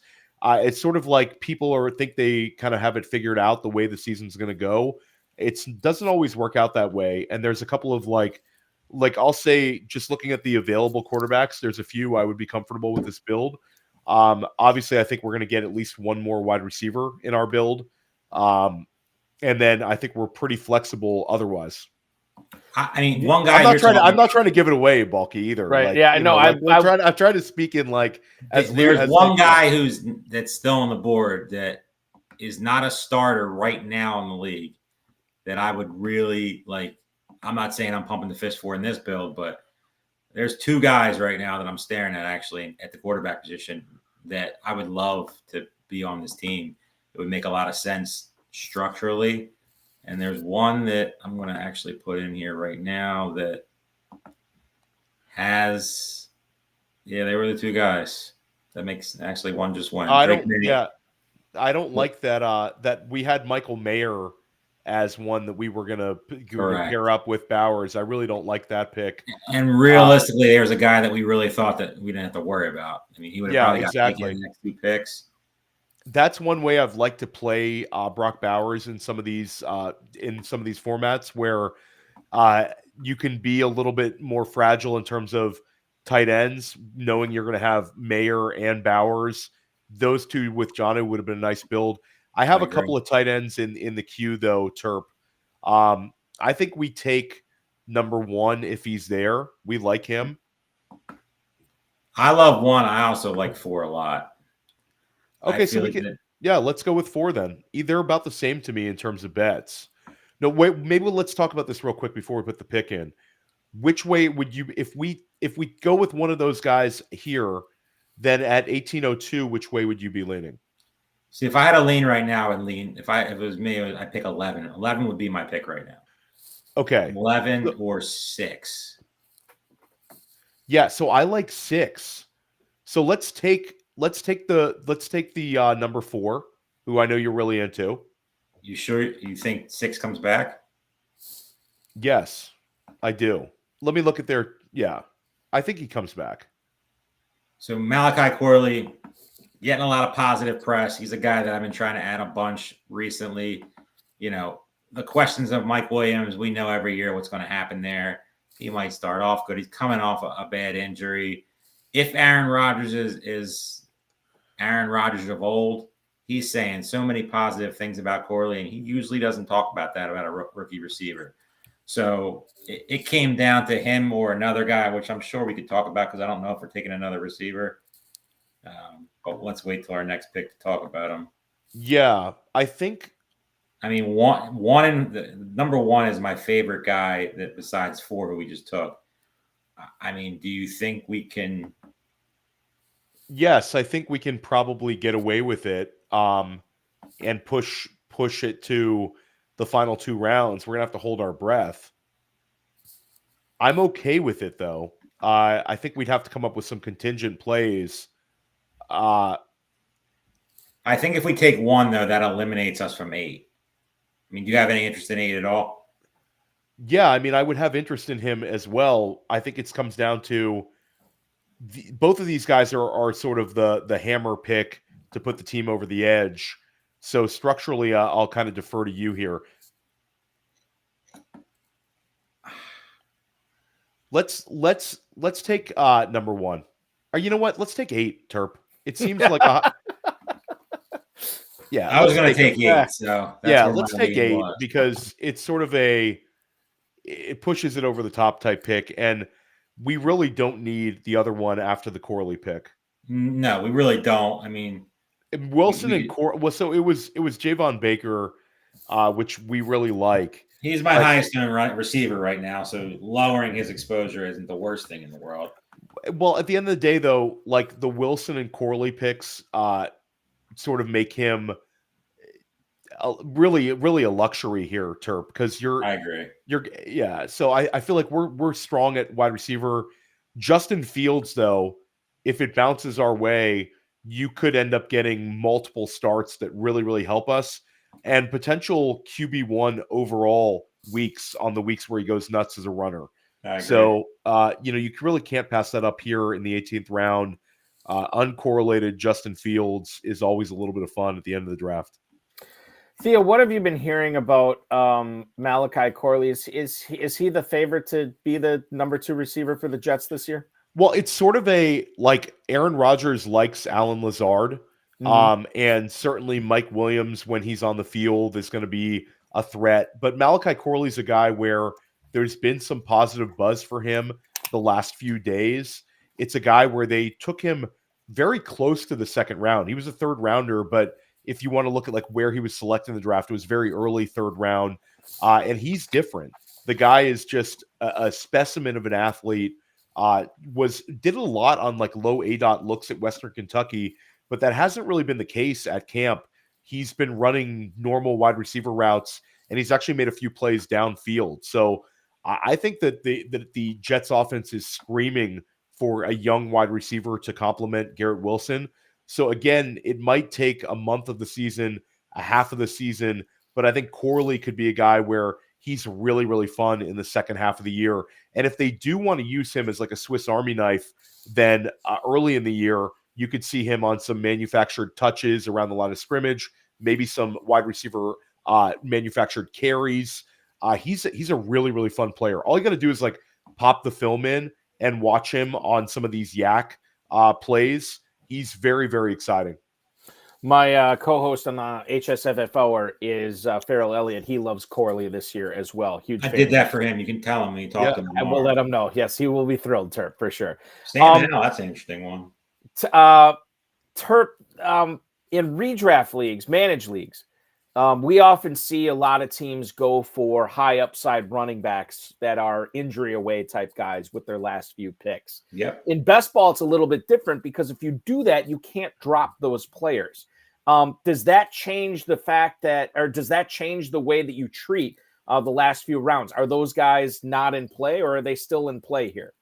I mean, they're definitely in play pending the situation. I mean, there's a couple guys. It's not a pretty board at the running back position left, but there's a couple guys that are under consideration, I would say. I mean, I'm happy with our running back room. It's definitely, if you could say the weakness of our team, it's that. But if the guys that we drafted are what we expect them to be, I mean, this, especially Chase Brown, Spears, Charbonnet, and if Aaron Jones stays healthy, I mean, there are 4 that I'd put up against, almost any in the league out, obviously the top 3 or 4 running backs that we like a lot. So it's a tough spot because you're looking at guys, let's just go through the room right now. Who's available? Deonta Foreman would be drafted right now if it wasn't for today. Right. Nobody's drafting Clyde Edwards-Helaire. I mean, Alexander Madison brings no excitement to me whatsoever. I don't see there being any way that I draft that guy ever. Keaton Mitchell. Draft like you're right, Terp. It's sort of like especially in this sort of a tournament format, like the rest of the way, we're going to draft like we were correct with our running back picks instead of trying to cover it up type deal. So there's still a few running backs I would be interested in. I put one at the very end of the queue, Terp, as like an interesting one. I'll put one more in the queue just in case there's like a couple scenarios that could happen where it could be an interesting one. But I think we're pretty much in lockstep. 2 would be a guy that I'm hoping is there at the 1911. 4 and 3 are interesting as well. The good thing with 9 and Dan Williamson I just did a draft with him and he talked me into drafting or getting close to draft this player. I think he got sniped right before us. Is the chances of him being on the team at the beginning of the year are very slim. And you might think that's terrible. No, there's a great chance he's going to go to a spot that'll be a lot better. Yeah, and I think he's a potential backfield ruiner for a lot of. He's not going to be unemployed. Yeah, the guy's good at his craft. So he's been a really nice end game one. I threw 5 in the queue because I think he's a guy that's going to move up this month. There's a lot of positivity on him right now. A lot of positivity on him, and he actually had some spike weeks last year. Yep. So he's interesting. 2 is going to be a no-brainer for us. Yes. And if 2's gone, I think we go 3. I think we just suck it up and take 3. Yeah, I think it's just – I don't think there's anywhere where we take 4, so we can just pretty much eliminate him. Yeah, let's take him out. That's dusty. Yeah, I feel bad about even making you look at him in our beautiful queue. It is. How many players are in the queue right now, Theo? Currently 6. Yeah, we have 6 in the queue. Okay. So that should cover you the rest of the way, given that there's only because at the next you'll be all set here as you're on deck. 3 quarterbacks, a couple of tight ends, a lot of running backs, 6 running backs on the squad, and 7 wide receivers. So there is some balance to this squad here. Obviously, just 20 rounds. These will be the final 2 picks. Let's hear what you guys have to say for your 1911 pick that you're on the clock for. So we were pretty much down to when we made the crazy Justin Fields pick. It was down to Justin Fields or Colby Parkinson, and it worked out. Colby Parkinson it is. Yeah, so now it comes down to Terp 2 or 3 for me, but also 5. I'm going. It would be 2 or 4 for me, so we'll just eliminate the rest of these guys. Okay, that sounds good.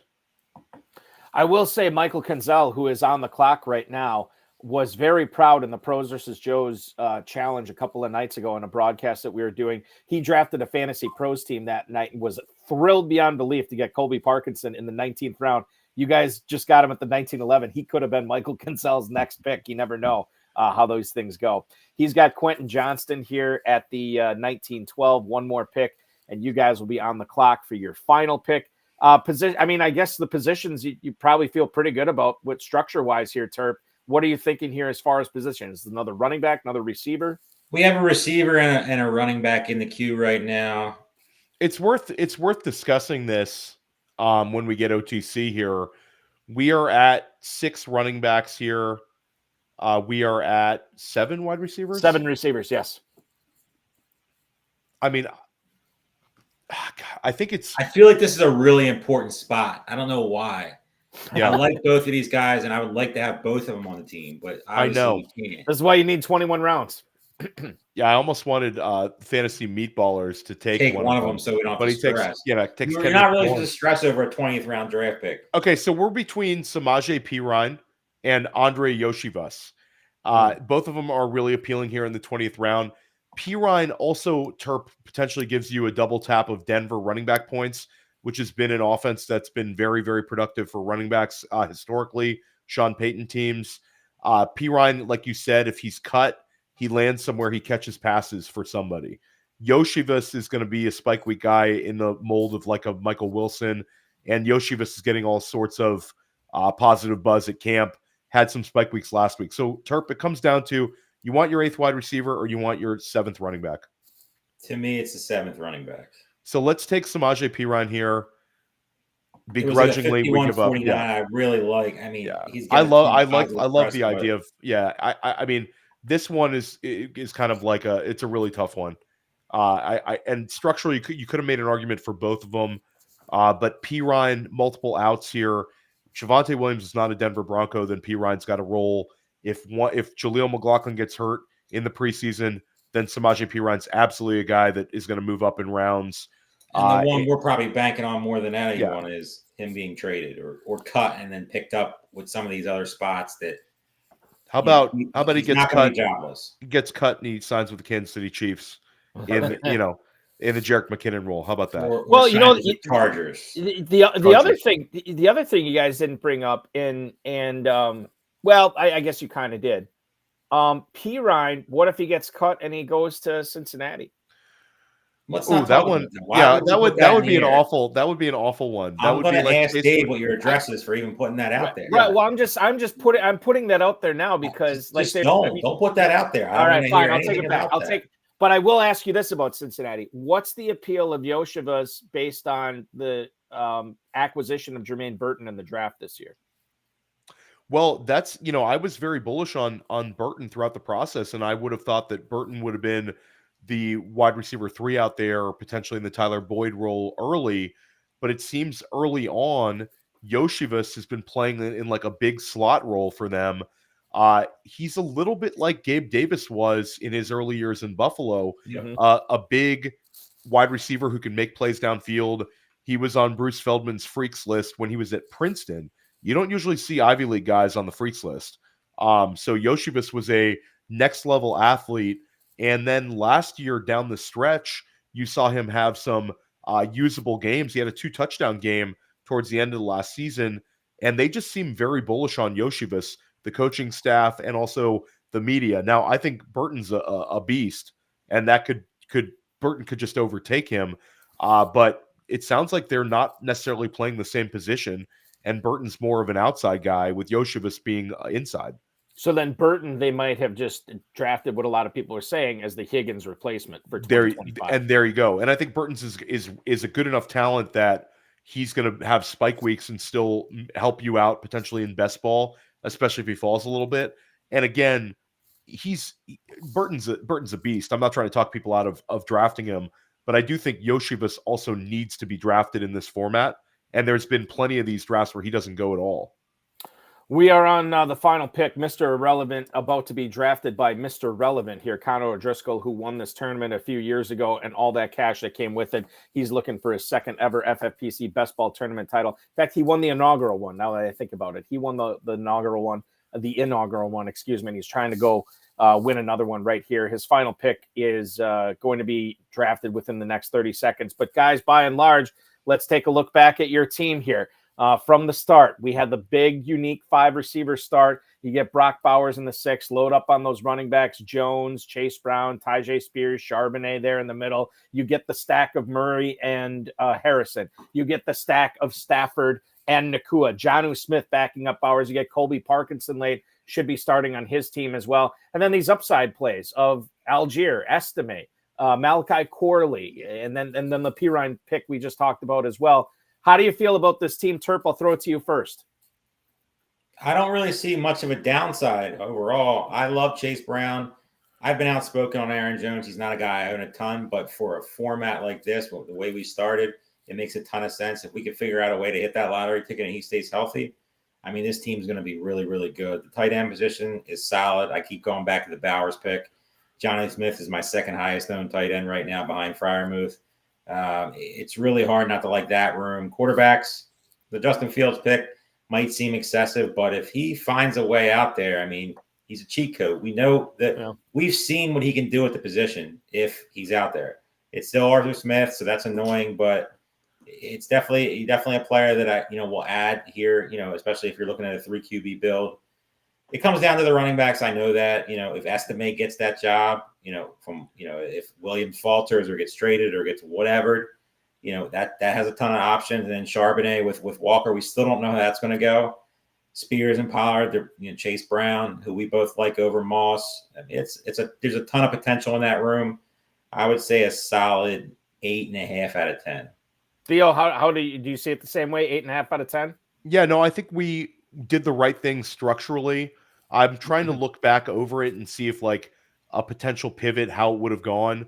Knowing that the wide receiver values were there, I wonder if a Jahmyr Gibbs start Terp, we would have potentially liked it. Just knowing that Marvin Harrison Jr., Aiyuk, Samuel, Zay Flowers, but at the end of the day, Puka Nacua is fine at the 11.